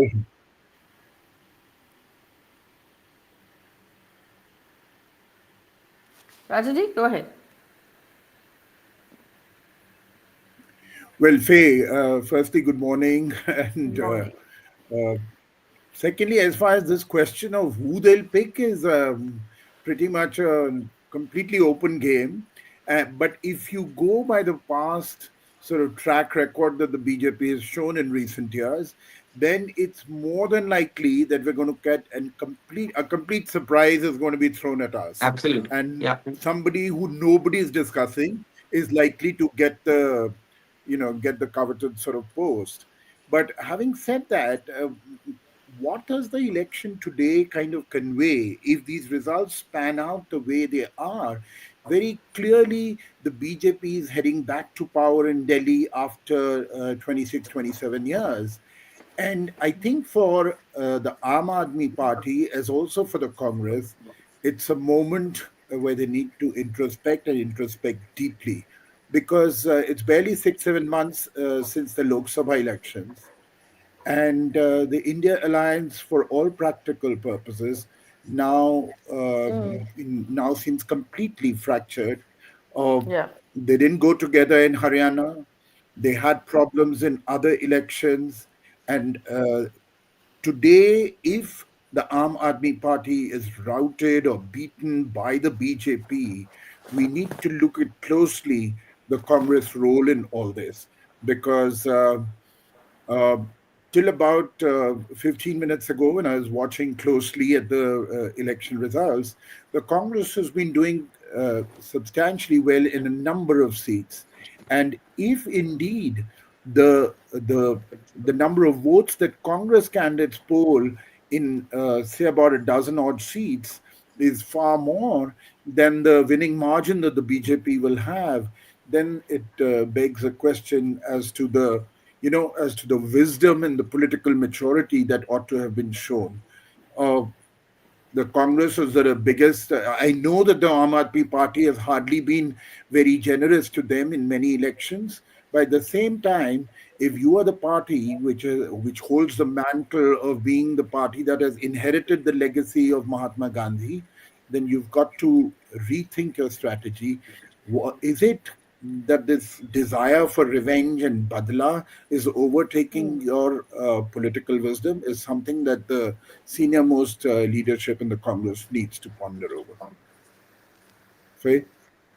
So actually, here's my question to the both of you. You did mention quite rightly, it's been only a handful of months, 6 odd months since the Lok Sabha election, in which the India bloc was looking like they had made a dent. Since then, they have lost Maharashtra. Since then, they have lost Delhi, Haryana? Haryana? Haryana. Haryana. So was Haryana. that a blip? Was that like an outlier event? And is this the norm? What is your reading of that situation? Because there were a lot of people who said, okay, this is the beginning of a change. It was obviously not the beginning of a change. It was an outlier event. I, uh, do I have to? No, Should I sorry. go with this one Please first? go Okay, ahead. Mr. Mahan, go ahead. Yes. Shara, you Yeah. go ahead, please, if you. No, no, no, please go ahead. Please go ahead, Yeah, Mr. I Man. think the, the central lesson to me of the Lok Sabha results and the fact that the BJP, with dreams of 400 par, was brought down to barely 240. I think the central lesson of all that was that if you're going to fight unitedly, it's only then that you really have a strong chance of denting Brand Modi, of being able to sort of oust the BJP, if you will, at some stage. That you need to unite your forces. Only then can this massive Brand Modi and its fairly strong tie up with a large section of India's media, that uh, collusion or that tie up, if that has to be fought effectively, the opposition forces need to combine and stay together. And it's only then that they have a chance. Frankly, that central lesson was not learnt, unfortunately, uh, because the AAP was being inflexible in Haryana. And the Congress, in return, is now seeking revenge, not just for Haryana, but also for some other past defeats in recent years, whether it was in Gujarat or whether it was in Goa or what have you, where the AAP inflicted substantial damage to the Congress prospects. So instead of learning the correct lesson, which is let's stick together and somehow try and combat this, this juggernaut that the BJP has got, this massive Brand Modi that they've got, and of course the huge sort of tie-up that they have with large sections of India's mainstream media. If all of that powerful force has to be countered, then we need to be united. And Congress, as the largest party, Congress as the party that got 99, they more than doubled their seats and they almost came to 100. So it is but natural that if at some stage, whether 2 years or 5 years from now, there is to be some comeback for the opposition forces, the Congress is bound to be the central pole of that new sort of arrangement that will arrive to try and lead the country. But they don't seem to have learned that central lesson, that we need to give more space to the regional leaders. Because whether it's Kejriwal in Delhi or whether it's Mamta in Bengal, the Congress is trying to stage its own regional comebacks rather than looking at the holistic picture, rather than looking at the national picture, because they claim to be a national party. They've had the longest history. They make all these tall claims that they're the party of Mahatma Gandhi. Well, Gandhi said that an eye for an eye will make the whole world blind. If you keep on seeking revenge against those with whom you need to combine at a national level to try and challenge the BJP, if you keep weakening them in their own little fortresses, then this is what the Congress is going Yeah. to achieve, that they will end up only strengthening the BJP. So if today the Congress is going to ensure the AAP's defeat in, say, 10 or 12 or 14 seats, they need to find out. I mean, essentially what they've held is the BJP's comeback. And have they gained? Yes, they've gained from some 3 or 4% in the last elections. They're probably coming up to about 8 or 9%. But has that materially altered any equations? The only major equation that is going to happen is that the AAP is going to be weakened and weakened quite substantially. And is that good news for the Congress in terms of their fight with the BJP, the national fight? I don't think so. And therefore, wisdom has been trumped by the desire for revenge, which is pretty petty, which does not behove of a party that claims to, to be the inheritor of the legacy of Mahatma Gandhi. Faye? But It's so beautiful. Nobody lights like may I? that anymore. Wisdom has been, pushed aside for the desire of revenge. But I want to point out, Mr. Pradhan, before I come to you, Congress's Supriya Srinath has made a statement. NDTV is quoting her saying, it is not our responsibility to make the Aam Aadmi Party win.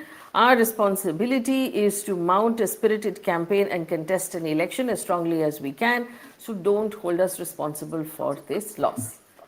Mr. Pradhan. Well, she is right to some extent. I partly agree with Mr. Mahan also that Congress should have shown. But why are we blaming the Congress entirely for this? Kejriwal, I think, has asked, apart from this urge to take revenge, Kejriwal has been pretty unfair. When Kejriwal came up, that was a time when both Congress and BJP were hating Aam Aadmi Party. And yet Kejriwal stood up and he created history by bringing a common man actually to power from nowhere.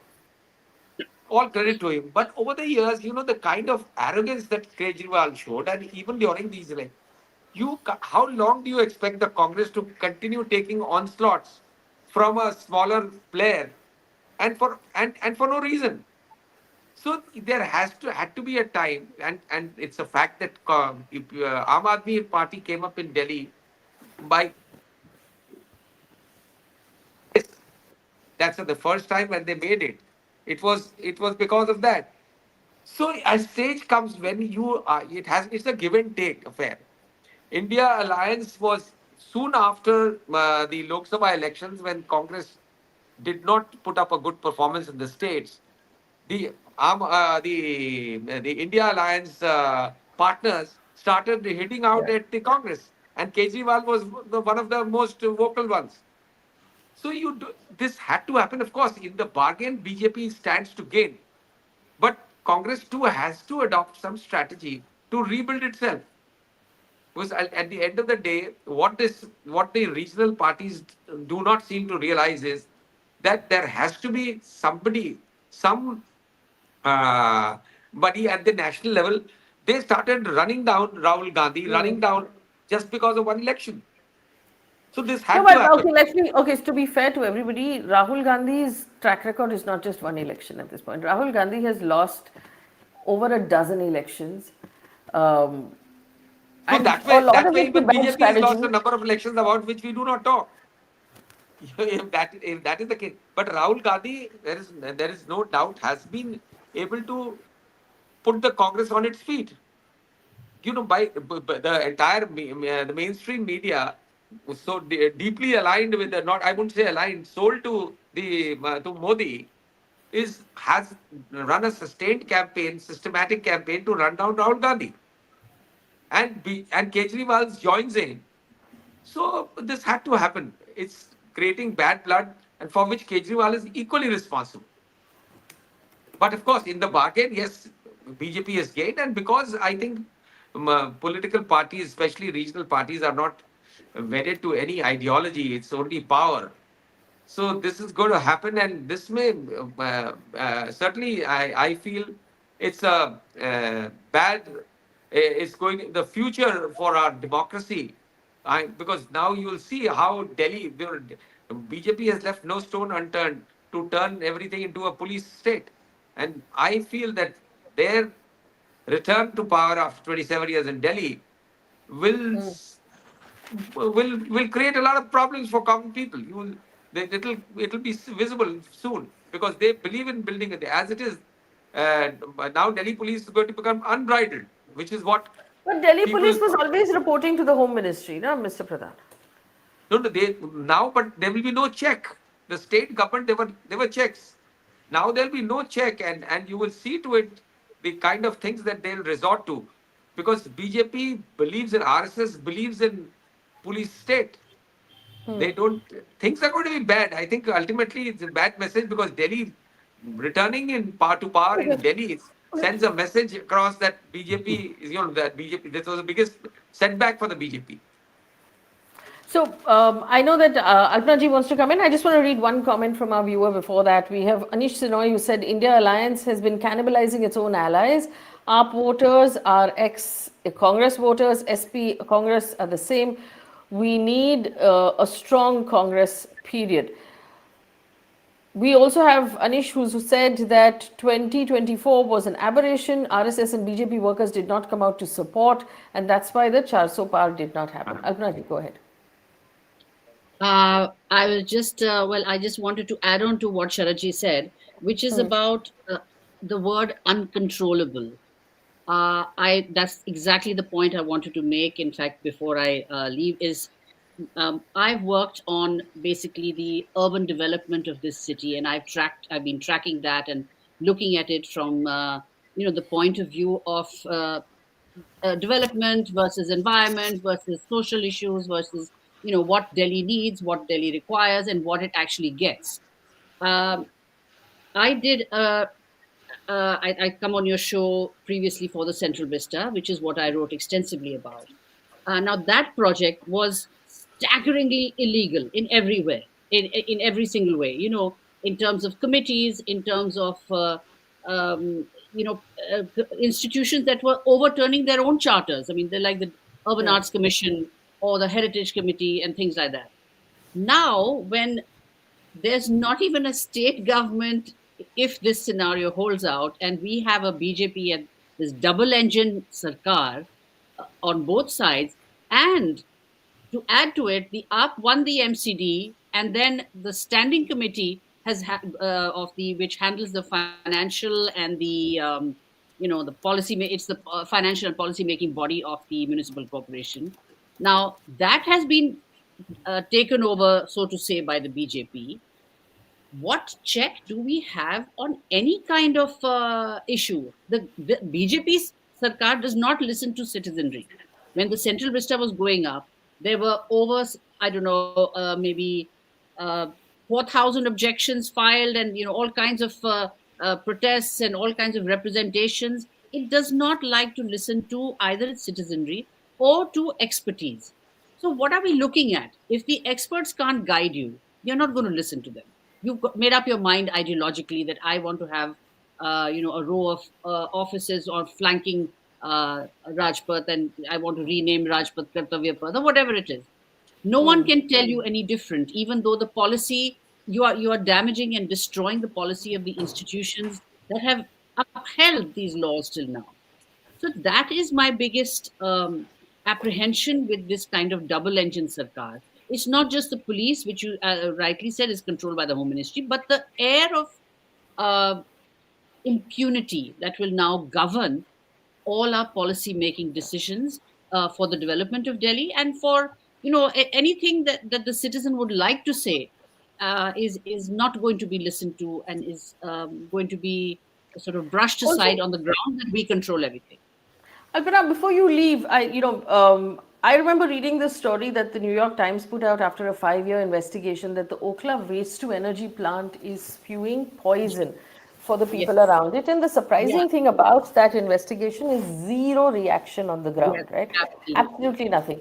And we now live in a world where, in a country where people who write about it, the experts, as you call them, the panelists, the environmentalists, are considered nuisances in the way of Yes. development, right? Whether Absolutely. it's the Absolutely. wetlands in Mumbai, the trees, Yeah. the salt pans, whatever we're talking about, there's a disconnection between, hey, if this happens, the water is going to flood my house, or the poison is going to come into my lungs. But Yeah. it does, there's this idea that everybody is just in the way of the development. And is that Yes. idea going to now, in your mind, take space? I am frankly scared because I've seen the ruthlessness with which uh, law was shunted aside during the making of the Central Vista, when the BJP was not in the in this in Delhi, in control in Delhi. It was not in power in Delhi. Yet it managed to do everything that it wanted to do, bypassing every single local committee. So whether it's NDMC, whether it's Heritage Committee, or any other body, decision making body, uh, there was no environmental sanction. I mean, you just have to read a list of the things that were completely bypassed. So it is scary. And you look at something like the Nicobar project, and you worry even more because that is so sensitive. That's such a sensitive ecology, and yet there seems to be absolutely I mean, no listening to experts on it, and a total indifference to the damage that it can cause. So yes, that's sadly what I'm worried we will have to see if a BJP sarkar comes in Delhi. Mr. Rajan, do you agree? Oh, most certainly. I Yeah, yeah. think Alpana is speaking a lot of sense, and one shudders to think how we're going to see the kind of Delhi we are going to see now that there's going to be a double engine sarkar in Delhi, because earlier we were at least seeing some kind of a clash, some kind of resistance from the state government. Now it's going to be a completely unfettered sort of situation if the BJP is riding back to power, as it seems pretty likely now, because the numbers more or less seem to have solidified at 28 for the AAP and about 42, 41 for the BJP. So if these numbers hold out, then the BJP has a pretty strong, local presence, regional presence now, and a double engine sarkar. So I don't see how we are going to be able to have any kind of checks, because they're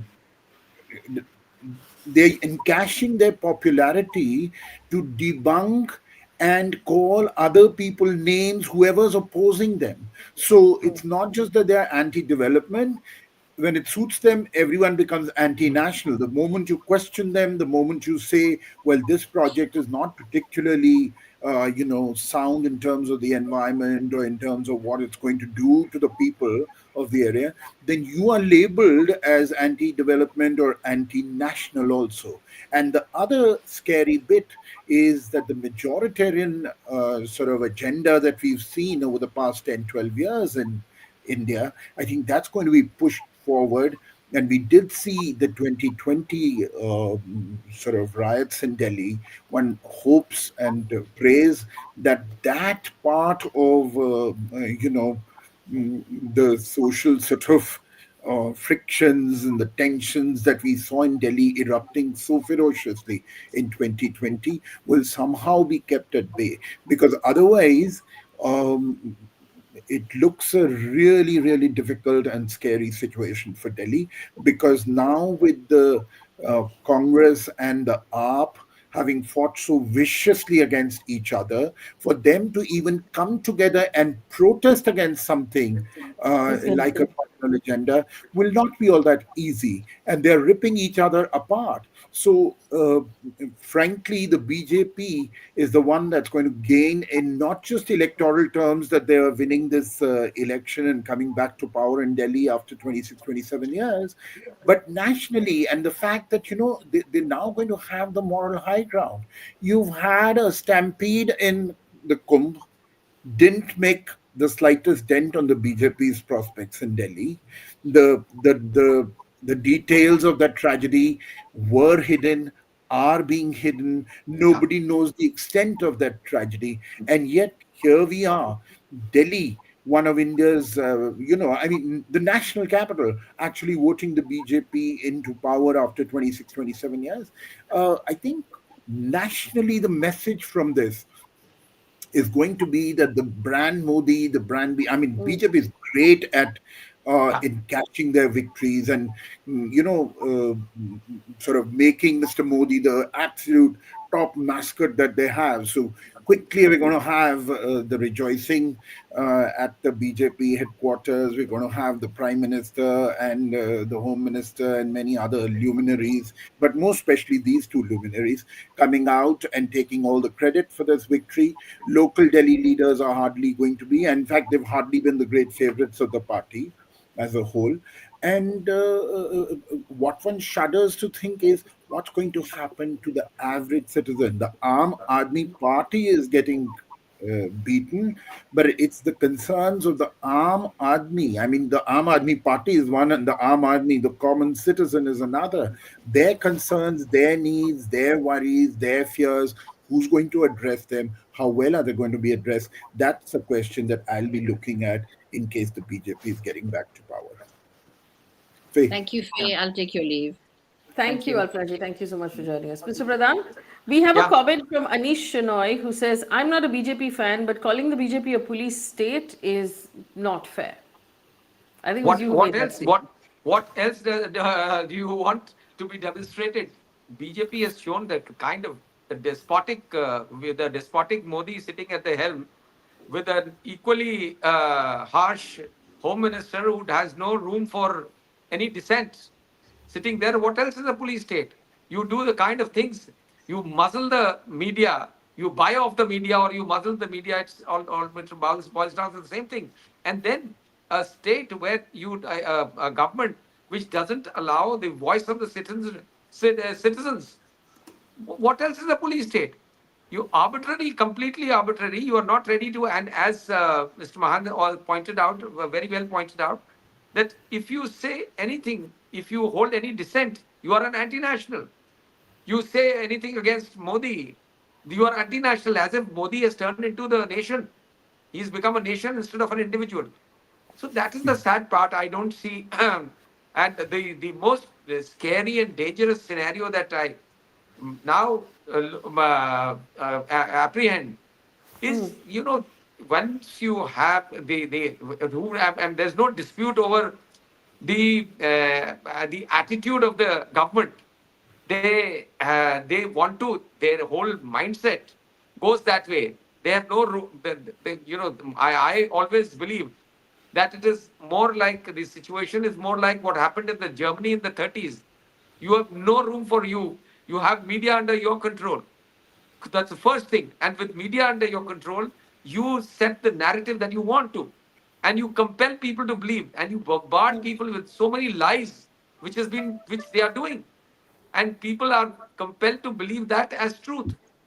And which I must say, must have had its impact in Delhi also. The injection of Hindutva, their kind of Hindutva. It's not Hindu religion, it is Hindutva, which is based on hatred. And I feel that it is very unfortunate, but the people of Delhi, it seems, have are have been impacted by that, and this is what is going to be very dangerous and scary, because if people start subscribing to their kind of Hindutva, which has no room for anybody else, which is based entirely on, it is not simple polarization, it is much worse than that, and that may spell really a very difficult period ahead. And once you stop allowing any kind of dissent, then things, it ultimately is going to affect the democracy. And if the democratic values are already being trampled to a large extent, what else do you expect?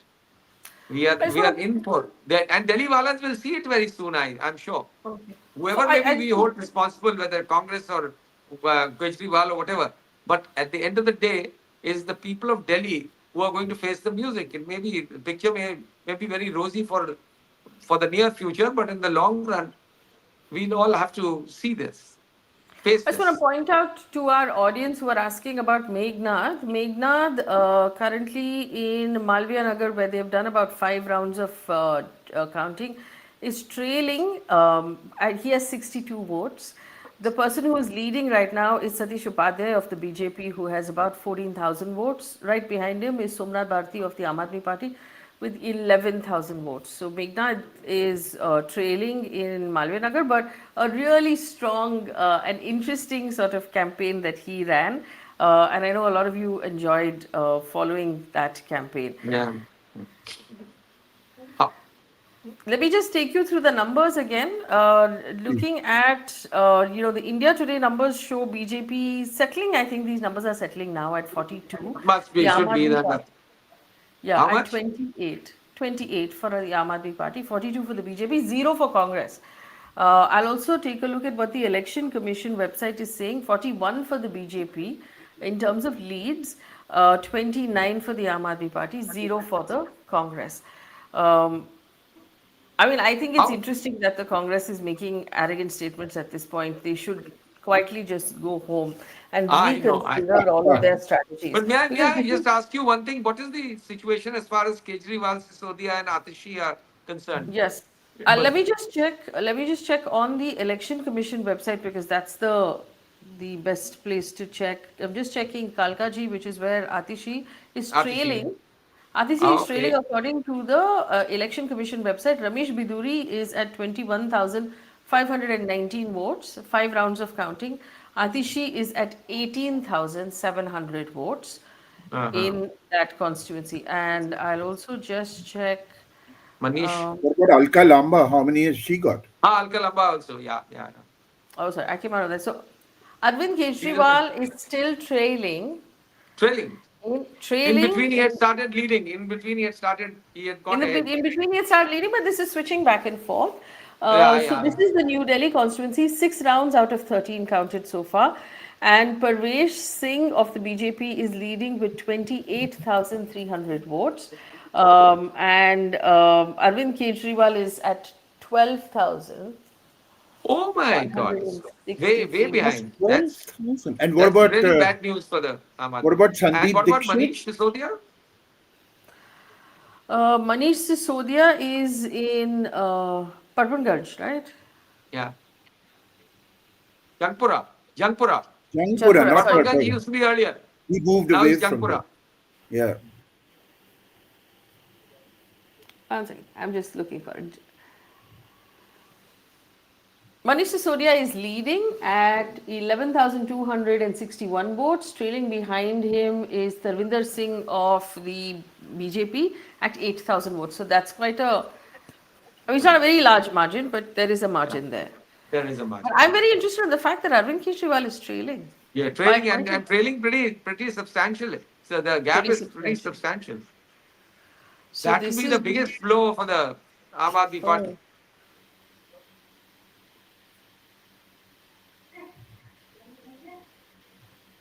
What if the Aam Aadmi Party miraculously had a comeback and Arvind Kejriwal lost the election? Wouldn't that be a real shocker? well, that's a possibility. That doesn't seem because according to the Election Commission website, the Aam Aadmi Party is leading right now in 29 seats, and the BJP is leading in 41 seats. So Okay. that's quite a large gap. For that gap Are to they close, also giving the percentage of votes that various parties are polling overall? And is there any indication of what is the vote percentage that the Congress is getting? I'll have to check that. We don't have it straight up in the Election Commission website. So we'll have to check one of the analysts' websites to see. But the percentage-wise, Congress seemed to be gaining from right from the beginning, and which is Yes. what the exit polls also said. Congress, Yes, yes. percentage-wise, it was gaining a lot. You know, Faye, unlike the Lok Sabha elections where the margins are huge, a large number of seats at state level are often decided by margins of less than 5,000. So if the Yes. Right? Congress is, pulling away with 4,000 votes somewhere, 6,000 votes somewhere, they are actually a prime reason for why the AAP could lose. I'm not disputing the No, no, anti-incumbency. 100%, I'm 100%. not Yes, yes. disputing their poor performance. I'm not disputing the arrogance of Arvind Kejriwal and some of his colleagues, etc., etc. All of that is granted, and the huge propaganda that was unleashed on them over the liquor scam, etc., etc., the jailing of a large number of their leaders, etc. I'm looking at all of that. Those are also important factors. But frankly, if you look at just the numbers, and it's not just the numbers, it's also the momentum and the kind of public sort of atmosphere, that the optics that get created with the Congress also targeting Kejriwal, targeting AAP, so openly and at times quite strongly and viciously, if I might say. Look at the way Sandeep Dixit was going, and I can understand Sandeep's personal situation because the AAP and Kejriwal, they all did everything possible to quite unfairly tarnish Sheila Dixit, despite her fairly impressive performance for 15 years. They used all kinds of tricks, and so I can understand Sandeep Dixit's personal angst and his desire for revenge. But for the Congress party as a whole, uh, wouldn't it have been much more astute to have sought 10 seats from Yes. the AAP, Up. where they thought that they had the best chance, put up their strongest candidates there, and then fought it in alliance with the AAP, because then they could have had the moral ground that while AAP dented us in so many Yeah. states, we have given support to the Aam Aadmi Party. If despite that the Aam Aadmi Party had lost, fair enough. But if the AAP had won, think of a situation that if four Congress guys or three Congress guys, because of support from the AAP, had also got elected, and the AAP maybe had got something like 35 seats, and the Congress had say, come up with 4 or 5 seats, and together they had formed a Delhi government. Look at that scenario and what that would have done for national politics also. And But look Just for at what that, giving this. you Kejriwal had to one give second, some giving you the concessions. numbers. 1 second, Mr. Pradhan. The vote share, according to the Election Commission website, gives the Congress 6.68 vote share, and the Aam Aadmi Party is at 43%. The BJP is at 46%. Uh-huh. Okay. So there you are. If even half the votes that are going to the Congress had gone over to the AAP, they could well, I mean, this whole result could have been flipped. They could You have see bridged that? that I gap. mean, if they were in an alliance and the Congress had shown the liberality that one expects. Faye, at the national level, we've got to remember the Congress's eyes have got to be focused there. It's the national scene that they need to be most bothered about because their chief opponent is the Prime Minister, his larger than life presence, his brand. That is what they need to get diluted for the Congress to stage some kind of a national recovery and comeback. So, if you are going to be the net and the biggest gainer at the national level if and when that situation ever arises, whether it's 4 years from now or whether it is 10 years from now, we don't know. But the Congress is quite likely going to be the biggest gainer. Then they've got to be the most generous. They've got to be the most accommodating instead of looking for revenge, instead of trying to weaken all the regional players who for years are taking on the BJP, instead of aligning your forces with them, whether it's in Bengal, whether it's here in Delhi. If they keep doing this, then essentially what they're doing is they are weakening their own potential allies. They're not particularly getting strengthened. It would have been great if the Congress had come up to something like 20% vote or 18% vote. I would have said, wow, great strategy. You've now come to a situation where in the next election you could win. But with 6 or Yeah, 7 at or even 6% vote. 8%, Yeah, yeah. are you likely to win the next election? Highly unlikely. No, and But like Shikha but Mukherjee don't you think? started off saying, Just Mr. one Pradhan, small that question. Don't you Congress think? had no business contesting all 70 seats. They had absolutely no business contesting all 70 seats. Go ahead. Agree. Yeah, but for that, it was Kejriwal who had to give concessions to the Congress to be more accommodating. As far as Delhi is concerned,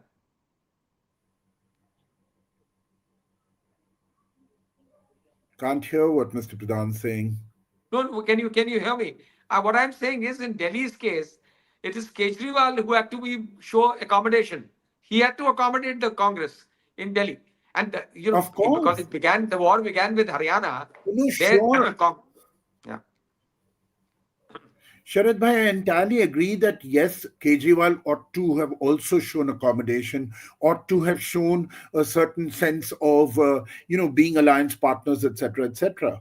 But having said that, the point is, if uh, if somebody who's been my ally starts showing some selfishness, some pettiness, doesn't necessarily mean that I have to also start becoming petty. I have also to start becoming selfish. I think there is something still to be said for political morality, not just in our country, but overall.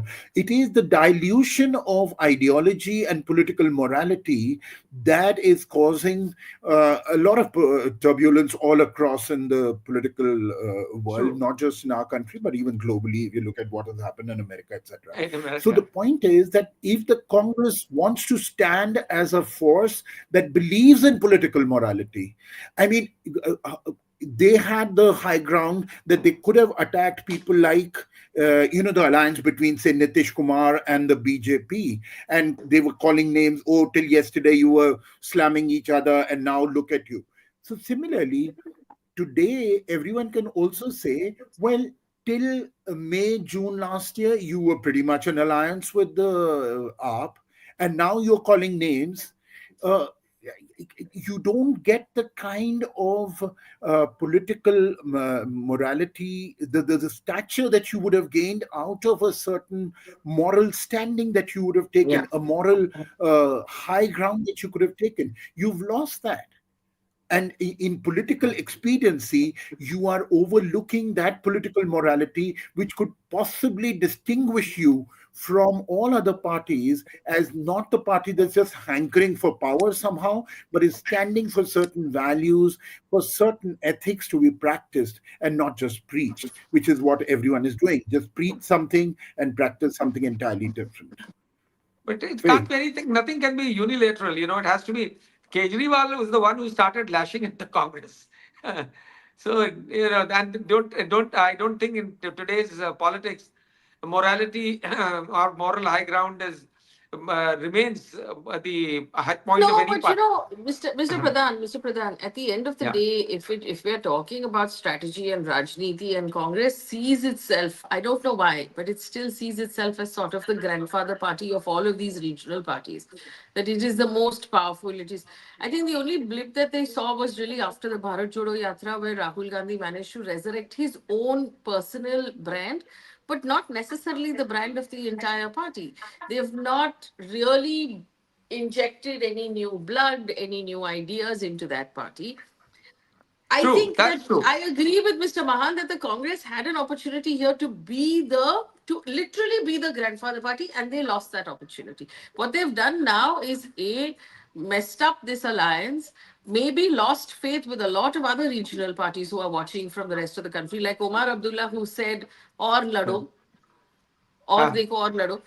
So a lot of other regional parties are Exactly. watching the Congress. They're taking their cues from this. I think the Congress has really lost face here. And it could have, easily done much better. Mr. Mahan. Yeah, say I'd like to get back to, to give you another example of how the Congress is goofing up. You see, the problem is that they think still in that imperial style to which they've been accustomed for 50, 60 years because they were the country's largest party. They were winning election after election after election. I'm giving you a specific example from Rajasthan. So in 2023, when the state elections happened, Gehlot did not have any alliance with any of the regional parties, and the Congress lost. They then had an alliance in the Lok Sabha, and guess what? 25 seats is what Rajasthan has had. In the last two elections, in 14 and 19, the BJP had swept all 25 seats. They Yeah. had an alliance with a party called the Rashtriya Loktantrik Party, led by Hanuman Beniwal.